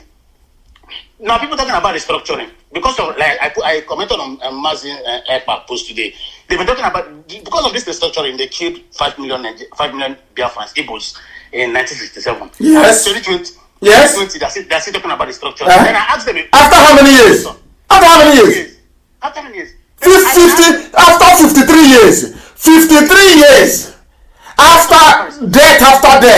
After killing 5 million people, confab after confab, constitutional conference, everything, even 2014 here, only yesterday.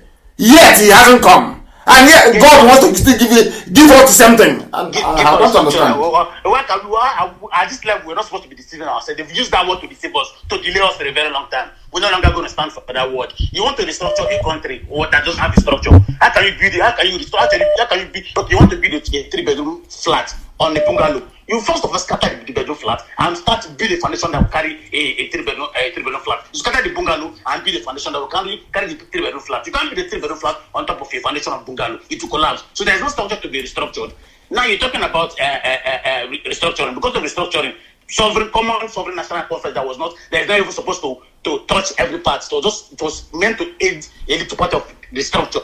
They vowed that they will dismantle Jonathan. They chased away Jonathan because of him calling for sovereign national conference. How does that make sense to anybody? There is small common electoral reform that they asked them. Reform electoral reform now so that people can vote from any part of the world, so that there will be accountability, so that when they're after election, within 1 hour, there will be a result to be announced. Common electoral reform, they cannot do that one. Now you're talking about a whole restructuring. You're talking about them. They've changed us, they've gotten us where they want us. So what you're saying is that even the simple things they can do to make life better, they cannot do it. Talk less of a much more bigger thing that will bring freedom to people. Common electoral reform. Common time, this little one, they cannot do it. And you're talking about collapsing a nation. The structure they take away the oil wealth from Dantata, take away the oil wealth from Arakija. That is the structure we're talking about. You're taking away the oil wealth from them. And you want to restructure that. You want to sit down and listen to you. You want to give the Southeastern region economic independence. That is the structure we're talking about. It cannot work. It can never work. Nobody's talking about the structure. We're talking about a total decimation, total destruction of that evil jungle, evil forest they call a country. After 60 years of independence, there's no electricity. There's no common running water. You want to restructure. Restructure what? Prophets come and give prophet. We should stop listening to these people. There's one person God has given out to us, which is Mazi and Kanu'S. Then they know. Then they are doing every nonsense. Prophetess, we have decimated our prophecy here. Mas, thank you so much. God bless you for what you've been doing. Thank you very much, and bless you too, my dear brother from Nevada, from Las Vegas. But he is not in a casino gambling away his life. He is working very, very hard to sustain himself and his family, and also to support this very effort we're making to free everybody. I saw somewhere in the Bible, I saw somewhere, and Miriam the prophetess, the sister of Aaron. I don't understand this one anymore. This is another, because I've been going through the various translations. That is why if they can harmonize all these things to make life easier. In some Bibles, there is no female prophetess, depending on the church you're going to. And in some other ones, there are. So they need to harmonize this, so to be very clear. I'm looking at it here. I think Exodus 15, 20. And Miriam the prophetess, the sister of Aaron. This is another translation. It's also, oh my goodness, it's so confusing sometimes. Thank you very much. I don't know who else is on the line. People are calling today. Let us try and take their calls if they want to speak to us. The caller on the line, can you hear me? Yes, please, your name and where you're calling from. Thank you very much. My name is Nnamdi. I'm calling from Iguacha. From Iguacha, our capital. Please go ahead. Yes, sir. Thank you very much, sir. Sir, I've been listening to what the prophetess has been saying, and frankly speaking, I'm not convinced anywhere of everything that she has said. So you can't take away anything from what she said? You don't believe her? Yes. I don't one bit. Not even a single word from her. Because I don't understand why God will allow. Let me say this. These are not. Let me say that Biafra did not die, but 5 million people died. Why will God allow 5 million people, the innocent people, children? I have seen the children, innocent children, from a year, 2 years, and 5 years and 7 years. What were their offense? That God will allow them to die, to suffer such pain. I'm so pained in my heart because I don't know why would God allow such thing. I was trying to send a message to know that to ask her, does human being create a nation? Just answer the simple question. I've not seen, I've googled, I've searched in YouTube, in Google to know if there's a place that human being will create a nation. I'm not seen that short answer. It doesn't exist. There is nowhere in the history of man except Africa that a human being can come and be credited with it. Do you know what insult that is? Do you know how insulting it is? Oh my goodness. That a fellow human being created a country for you. Come on. That's terrible. I was so ashamed for her to even speak of such. Because I don't understand in a place where in Africa we exalt insult. We exalt it in a way that as if God how can I be bearing a name that a prostitute, a concubine, not even a wife, but a concubine of a murderer will give me, and I can never accept such name. I can never ever accept such name. I don't know how to comprehend this. I've researched after all of it. I've researched everywhere, but I don't see where a human being can create a nation. Now he's telling us that we should allow the God to our God, not my own God, not Elohim, to take care of every other saboteur. Maybe the people that are fighting against us. The same Fulani people are butchering our sisters, our mothers, killing their path in forest. I was a witness. I'm telling you, when I was 7 years old, I was a witness to an attempted rape to my own mother. Hey, your own mother? Yeah, I'm telling you this. If I lie, the Elohim takes my life midnight. I said my own mother. We lived in north. We lived in Tapa, in the north. We went to a village to buy bitter leaf because that was my mother's business. A full animal that was supposed to cross a particular river, just a small river. The man just stood there. We are staring at my mother, just direct into her eye. Yeah. She started. We could not cross, and the man could not cross. So when the man let her cross, she with his knife, she attempted to rape my own very front. I was 7 years old out of them.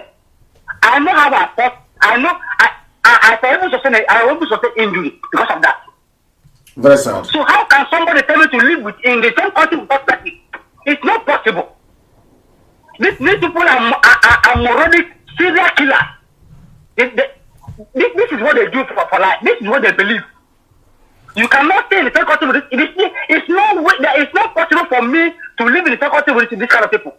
I understand, my dear brother. I understand what you're saying completely and totally. I do understand, and thank you very much for calling. There was a sister of ours on my Facebook page, actually, Ngozi Obi. She made a comment. She said that Mbaka is also a prophet. He predicted that things will be good with the coming of Buhari. Hey, God. People are me. Mbaka is also a prophet. These people from UK, they are everywhere this evening. The caller on the phone, can you hear me? The caller on the phone, can you hear me? I wish they can. The caller on the phone, can you hear me? No. The caller on the phone, can you hear me? I can hear you loud and clear. Please, your name and where you are calling from? My name is Onyeka Chinwakweze. I am calling from Toronto, Canada. Thank you. Please go ahead. Mazi, my able leader, I will start today by saying a word of prayer first for you. And my prayer is for you is, when you move from one nation to the other, God will suffer no man to harm you. Every door that you knock that will be productive in the coming of Biafra will open wide for you. Now, I want to say just two things for the sake of time. Number one is that I want to appreciate the fact that you took today's program to the Sumamborum, the highest, the peak, by allowing somebody who is not even a Biafran to talk, especially somebody who goes by the name Prophetess. It goes a long way to demonstrate the fact that we in IPOB are very democratic in nature and we welcome opinions, especially when they are very constructive. Of course. Mazi, for the woman who said, the prophetess, I may say, that made her own submission, for me, I welcome everybody's opinion. But sometimes we also tend to look at what people, their opinion means to what we are doing. Her own, whatever God showed her, whatever she saw, whatever she heard is an aberration to what we are doing. And personally, I don't welcome it. Because somebody wrote succinctly and said, what God revealed to People's General, Demego Ojukwu, as far back as 1967 is what the prophetess is saying in 2020. Wow. My visionary leader, this is a belated vision. Wow. Because the Biafra of 1967 can never be the same as the Biafra of 2020. Rather, it is a bitter reminder of the irreconcilable mistake of the zoological leaders. We are many years ahead of the enemies. So forward ever and backward never. We will never go back. Amazing. This thing was written by Kazi Azubike. Wow. And my last. Hey, where are you? Don't tell me this line has crashed again. Has it? Hello? I think it has. It has crashed again. It crashed before. I can hear you, my leader. Oh, go ahead. Please go ahead. Go ahead. Yes. Go ahead, please. Yes. My last submission is, please, today's program is an unusual one because the kind of contributions I've heard today, I've not only learned from you, I've learned from many contributors. Me too. I've learned from all of you. Even the last one you said. Remember our brother here said, you cannot have restructuring where there is no structure. I mean, no structure. Oh my goodness, it's beautiful. Please, Mazi, please use this platform to appeal to our people, not to only wait until you come on. We have various radio stations that they can call and educate us. The two people that spoke from London, they are very seasoned professionals. Yes. Every other person that has spoken have spoken very well. We need them to come to our radio, the USA radio, the South Africa, the Biafra land, and talk to our people. This platform is a citadel of learning. Please, Mazi, may Chukwukabiyama continue to bless you. Whenever you speak, may you speak wisdom to us. And when we hear, may we not be only hearers, but also doers of the word. Thank you and God bless you. Hey, Wachineke, he said, thank you very, very much. Thank you very much for that. The quality of callers we are having today is just amazing. Absolutely amazing. It's unbelievable. You cannot have, please, can somebody post this on my page, please? I don't know his name. Oh, I wish I knew his name. Just say from a caller, you cannot have restructuring where there is no structure. Does Nigeria have any structure? I don't think so. I do not think so at all. Don't tell me this phone has crashed. This is absolutely pathetic. Absolutely pathetic. It keeps crashing. I don't want to do bad market for them. For iPhone, but they're not doing very well. The caller on the phone, can you hear me? Yes, sir. Mazi, good evening, sir. Good evening to you. Your name and where you're calling from? I am Prince Samuel Ernest. I'm calling from Dakar, Senegal. Your name is Onyechukwu, not your Igbo name. I don't want to hear that again. All this English name to make me sick. Your name is Onyechukwu. Please go ahead. Sir, please, I want to thank you for all the privilege that you have given both Biafrans and non-Biafrans. But my very opinion to what the so-called prophetess said is that I don't want to hear such a thing again. If God sent her a message like she claimed, or God revealed something to her, why don't she go straight to the Yoruba kingdom and to the Asura, to the presidency or whoever that is in Asura there? Why don't she reveal the same thing to them? Why don't she talk to them? Must it be you, and must it be now that we are ahead of things, that we are about to liberate, that she will wake up to offer such an utterances? To me, I don't value such a thing because she has no idea what Biafrans have gone to and what the Eastern region people has ever gone through since 1960 till date. Now, the so-called, the same God that she claimed she had from, I want to know, does this God suck blood? No. Does this same God support the killing and the humiliation of human beings? The one he told us that he created in his own image. I don't think so. So God support the same thing, and why would God reveal such a thing to her? That people will be raped, murdered, and slaughtered, even the same people that are God's own children, preachers of the God's word, according to like maybe some of those reverend fathers who are being slaughtered, are they not men of God? Does even that not support his own men to be slaughtered? I know. I wonder why some people behave and reason as normal.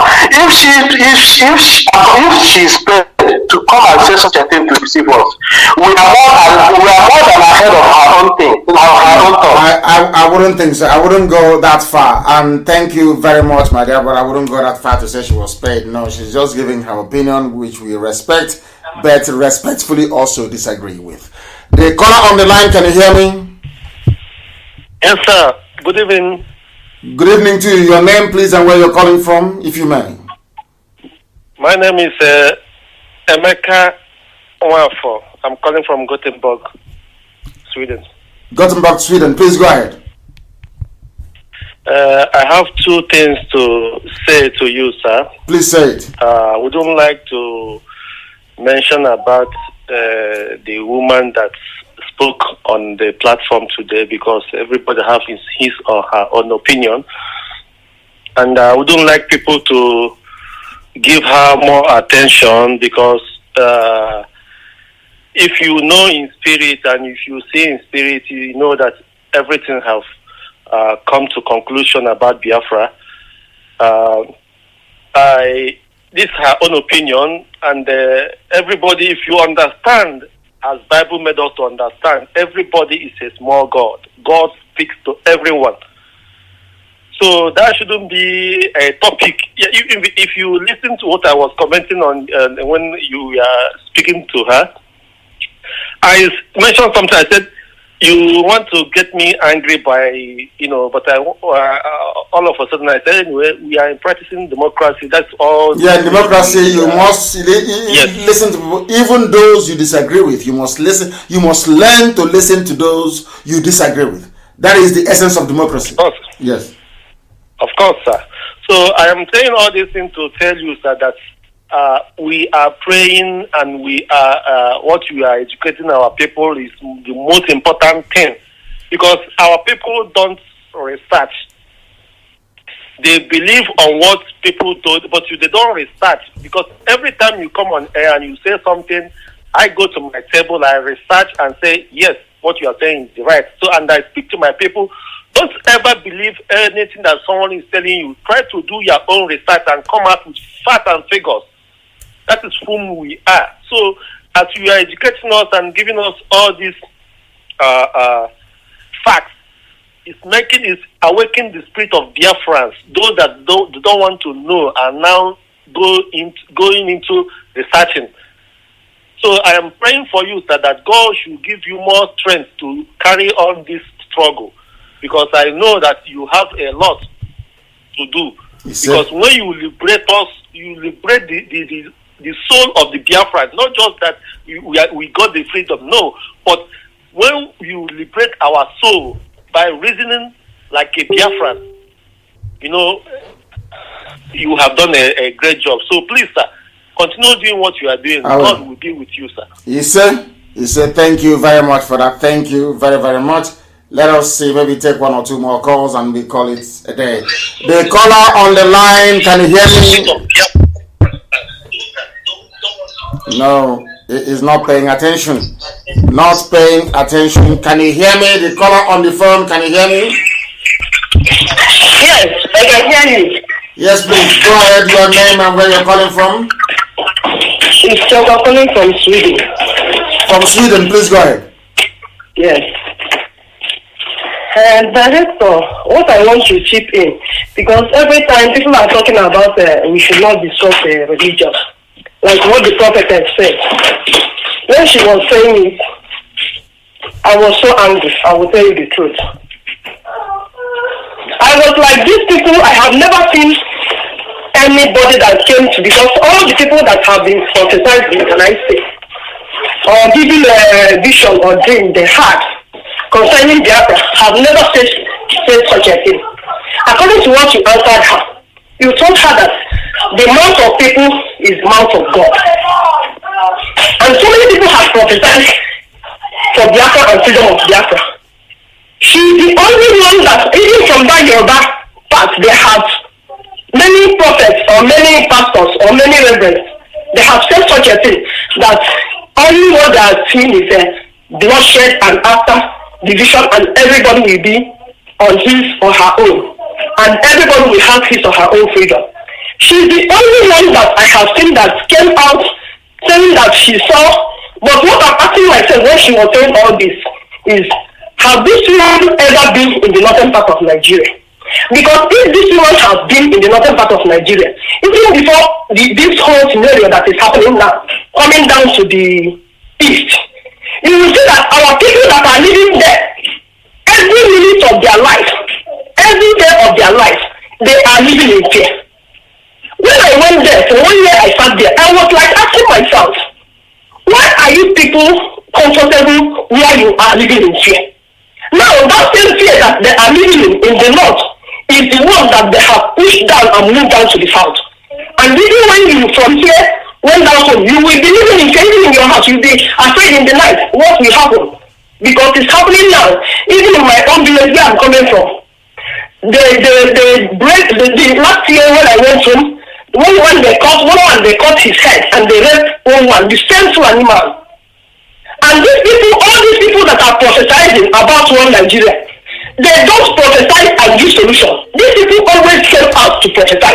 That is what I have seen about them. They always see the problem, no solution. But I know one thing in the Bible. Even Jeremiah, even Isaiah, they prophesy doom that this is what is coming to the people of Israelites. That if they don't repent, that is the solution. Repent and seek the face of God, and this will happen, and everything will be normal. But all these prophets that are going about, when we say don't talk about Christianity, don't talk about religion, we will talk about it. The day you talk about Christianity, because you have stopped talking about this for a long time, even before, I think after the detention, when you came out, you never said something about religion. And I need you to emphasize about it, because our people are now using religion to do people. Because as far as I'm concerned, this one is not Chukwu Kadiama. The person that talks to you is not Chukwu Kadiama. It's another God. We don't know the God, because any God can talk to you and you will come out and tell us.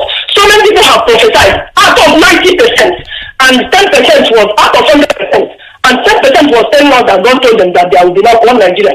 Then who are we going to follow? Well, this is all the 90% that told us the truth, because we know that the majority didn't carry the vote. We know that the mouth of God is mouth of man. So for me, we will be talking about religion, telling them that all these prophets of doom coming out from everywhere, saying whatever they want. We know that what we always save us in that country is freedom, and nothing but freedom for every nation under that country. Thank you.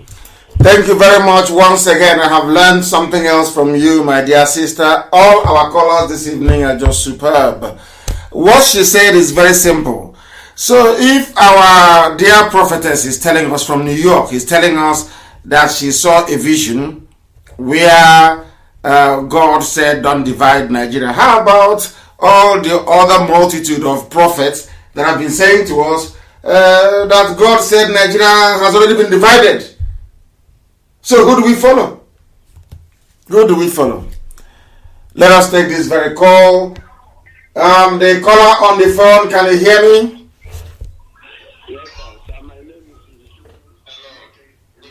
Izuchukwu, stay where you are. Izuchukwu, stay where you are. Let us take the caller on. Is this Sonny? Is that correct? It's Ibama Samson Madabuchuku. Please go ahead. Where are you calling from? I'm calling from Senegal. Please go ahead. I'm from Amandoba. Amandoba, beautiful place. Wonderful people. Go ahead, please. I'm calling about the prophecy of the woman, of the lady. Hey, according to Simon Epa, there is one lady from Oduduwa. She got herself a pastor. She's in support of disintegration of Nigeria. Let Biafra go, let Fulani go, and let the Middle Belt go. And she said, whoever that supports one Nigeria, he or she is a demon. Did somebody say that? Did a prophet say that? Yes. Yes, a pastor. Oh, okay. She called herself a pastor. She said that anytime that she preached against what is going on in Nigeria, so many pastors, so many of them used to tell her to stop, but she cannot stop. She is going to say the truth. That's nothing but the truth. That she's not after the offering or the private jet or whatsoever. Many pastors, they're having a private jet, which is very, very bad. And my complaint again, many hospitals in Nigeria, the federal government used to give them 200,000. Now, wait where you are. Stay. Wait where you are. Let us take this call. Stay. Remember where you are, please. The caller on the phone. Can you hear me? Yes, I can hear you, sir. Live and direct. And please, what is your name and where are you calling from, if I may ask you? I'm calling from United States of America, Texas, precisely. And I'm from Mbise, Adam Bise 1 of Mbise, Florence, Dedibet. Thank you very much. Please go ahead. We are in support of you. Gali, you're not shaking. We are praying for you. Thank you. Everybody, all my family, we're here watching you live. Thank you. Don't mind any false prophetess. Well, God is our witness. What they are doing in Igbo land, in Biafra land, especially because they have been cheating us a lot. All that woman, that woman is talking shows that she doesn't have clue of what is happening in Nigeria. She doesn't. Because if she sees that Fulani people have been killing us, doing all manner of things, all politicians, all government offices are owned by so-called Fulanis. She will not say that. Gawani, who I support Wani, we are with you. Thank you very much. Jesus. You say? You say? You say? Found oppression against you. Was fall down. We never prosper. In the name of Jesus. You say? You say? Yes. Thank you. God that created all of us. Of course. And everybody knows that those people have been doing so bad, so many things to us. Don't forget about this, our saboteurs. They will all know. They will. When I get from Of course they will. Thank you. Thank you, my dear sister.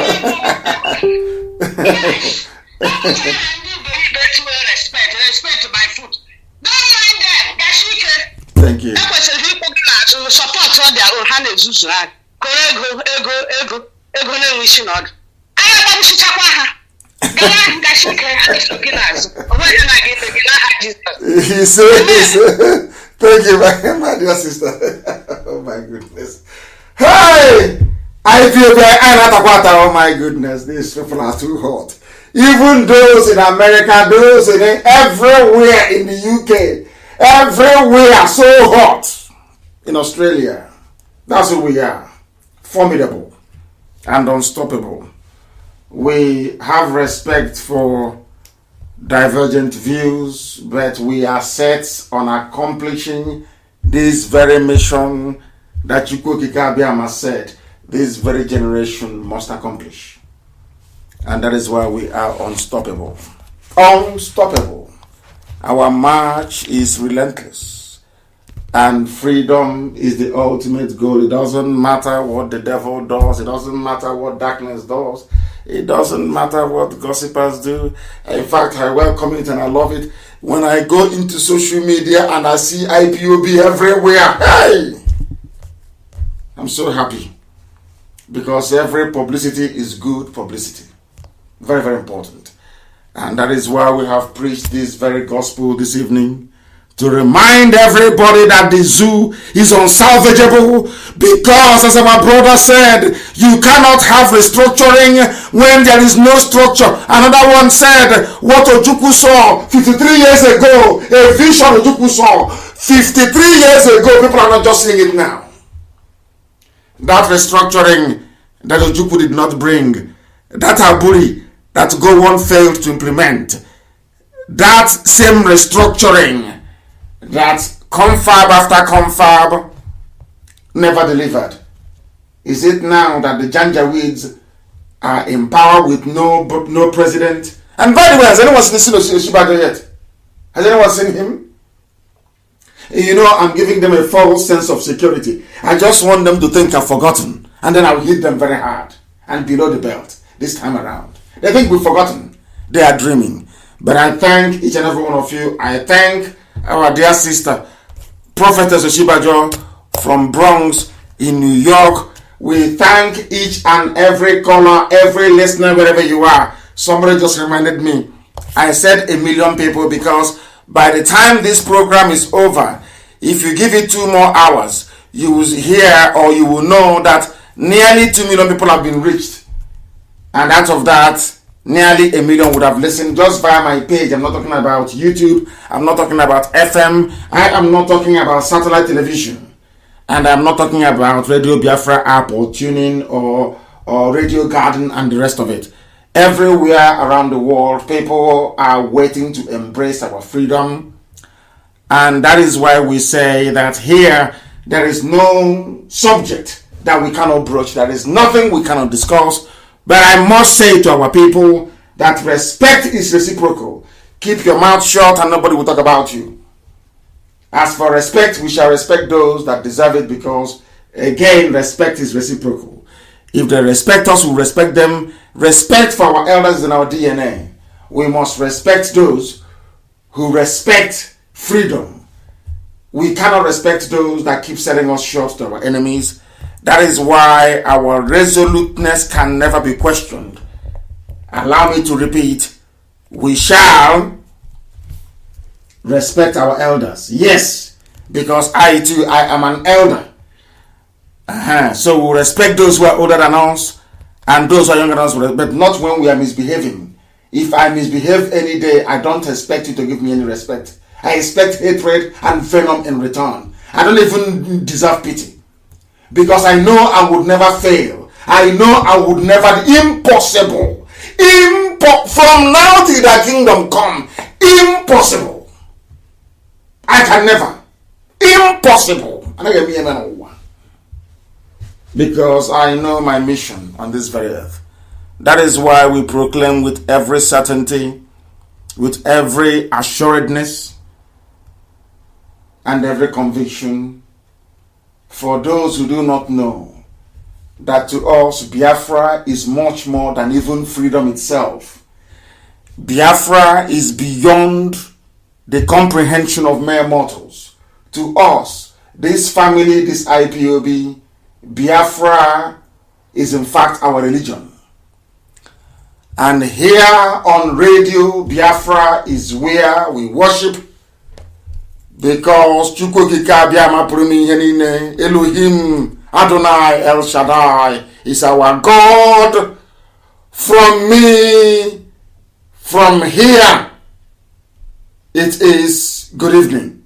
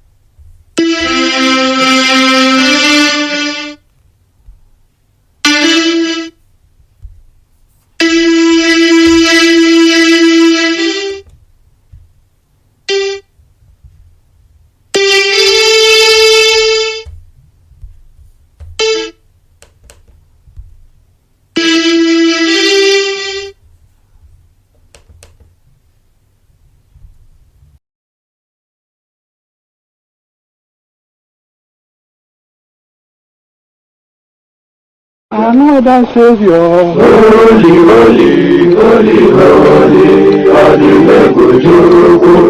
another Savior. Another Savior. Holy, holy, holy, another Savior. Well, this is Mobien. This is dedicated to the gallant heroes of the Nigerian Biafra War and IPF families all over the world. I remember the Nigerian Biafran War, in the thickness of the Biafra genocide. Hey, one man revived the vanishing hope to life. Let the great Biafran army to fight, and they were singing out, holy, holy, holy, holy, is another Savior. They were singing out, holy, holy, holy, holy, is another Savior. Holy, holy, holy, holy, is another Savior. Many years after the genocide, whoa, yet another great leader has risen up now. Oh, and he's leading the Biafrans to victory. Yamadika, Yabika, Kokwana, no. Hey, Anamekele, Mazuche, one memo. It's an honor having you on board. Wanna sing along. Holy, holy, holy, holy, Nnamdi Kanu is another Savior. Wanna sing along. Holy, holy, holy, holy, Nnamdi Kanu is another Savior. Wanna sing along. Holy, holy, holy, holy, holy, holy, holy, holy, is another Savior. Getting right and getting on fast now. Holy, holy, holy, holy, is another Savior. Holy, holy, getting moving right. Holy, holy, never freedom. Is another Savior. Never freedom. Holy, holy, holy, holy, Nnamdi Kanu is another Savior. Another Savior. Holy, holy, holy, another Savior. Another Savior. Holy, holy, holy, another Savior. Well, this is Mobien. This is dedicated to the gallant heroes of the Nigerian Biafra War and IPF families all over the world. I remember the Nigerian Biafran War, in the thickness of the Biafra genocide. Hey, one man revive the vanishing hope to life. Let the great Biafra army to fight. And they were singing out, holy, holy, holy, holy, is another Savior. They were singing out, holy, holy, holy, holy, is another Savior. Holy, holy, holy, holy, is another Savior. Many years after the genocide, whoa, yet another great leader has risen up now. Oh, and he's leading the Biafra to victory. Iyamadika, Yabika Kakwana Noa. Hey, Anamekele Mazuche Mefo. Manemo, it's an honor having you on board.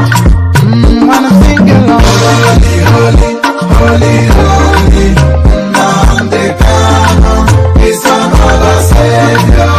Wanna sing along. Holy, holy, holy, holy, Nnamdi Kanu is another Savior.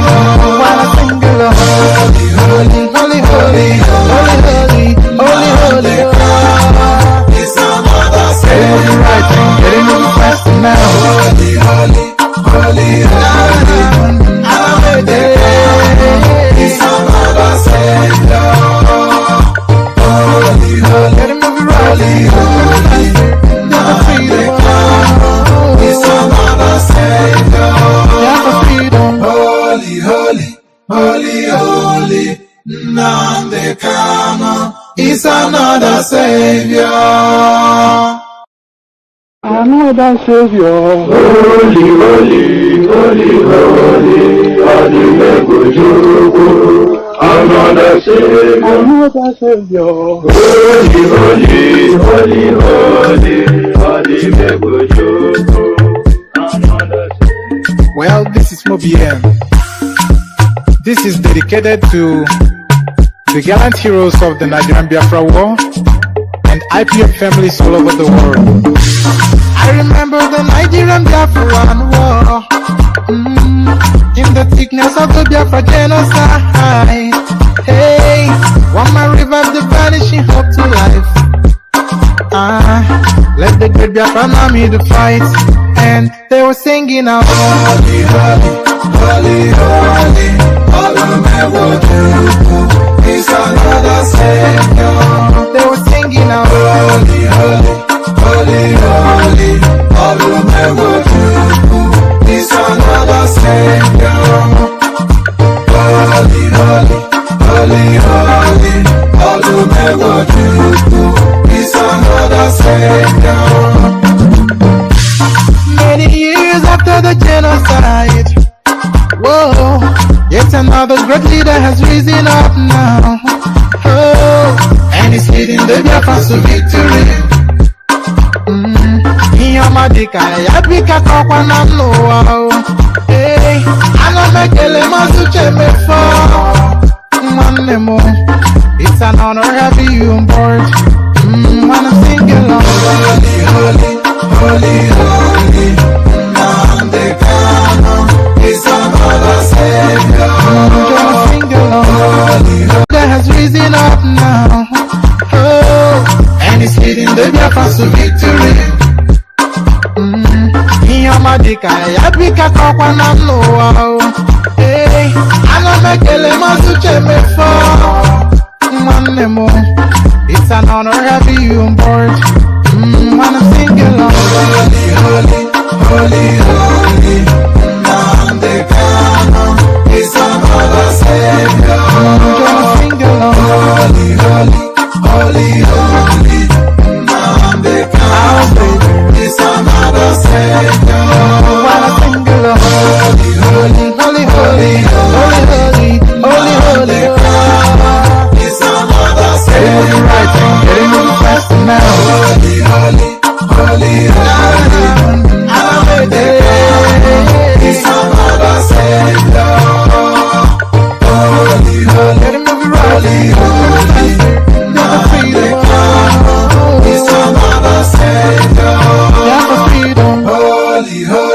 Holy, holy, Nnamdi Kanu is another savior.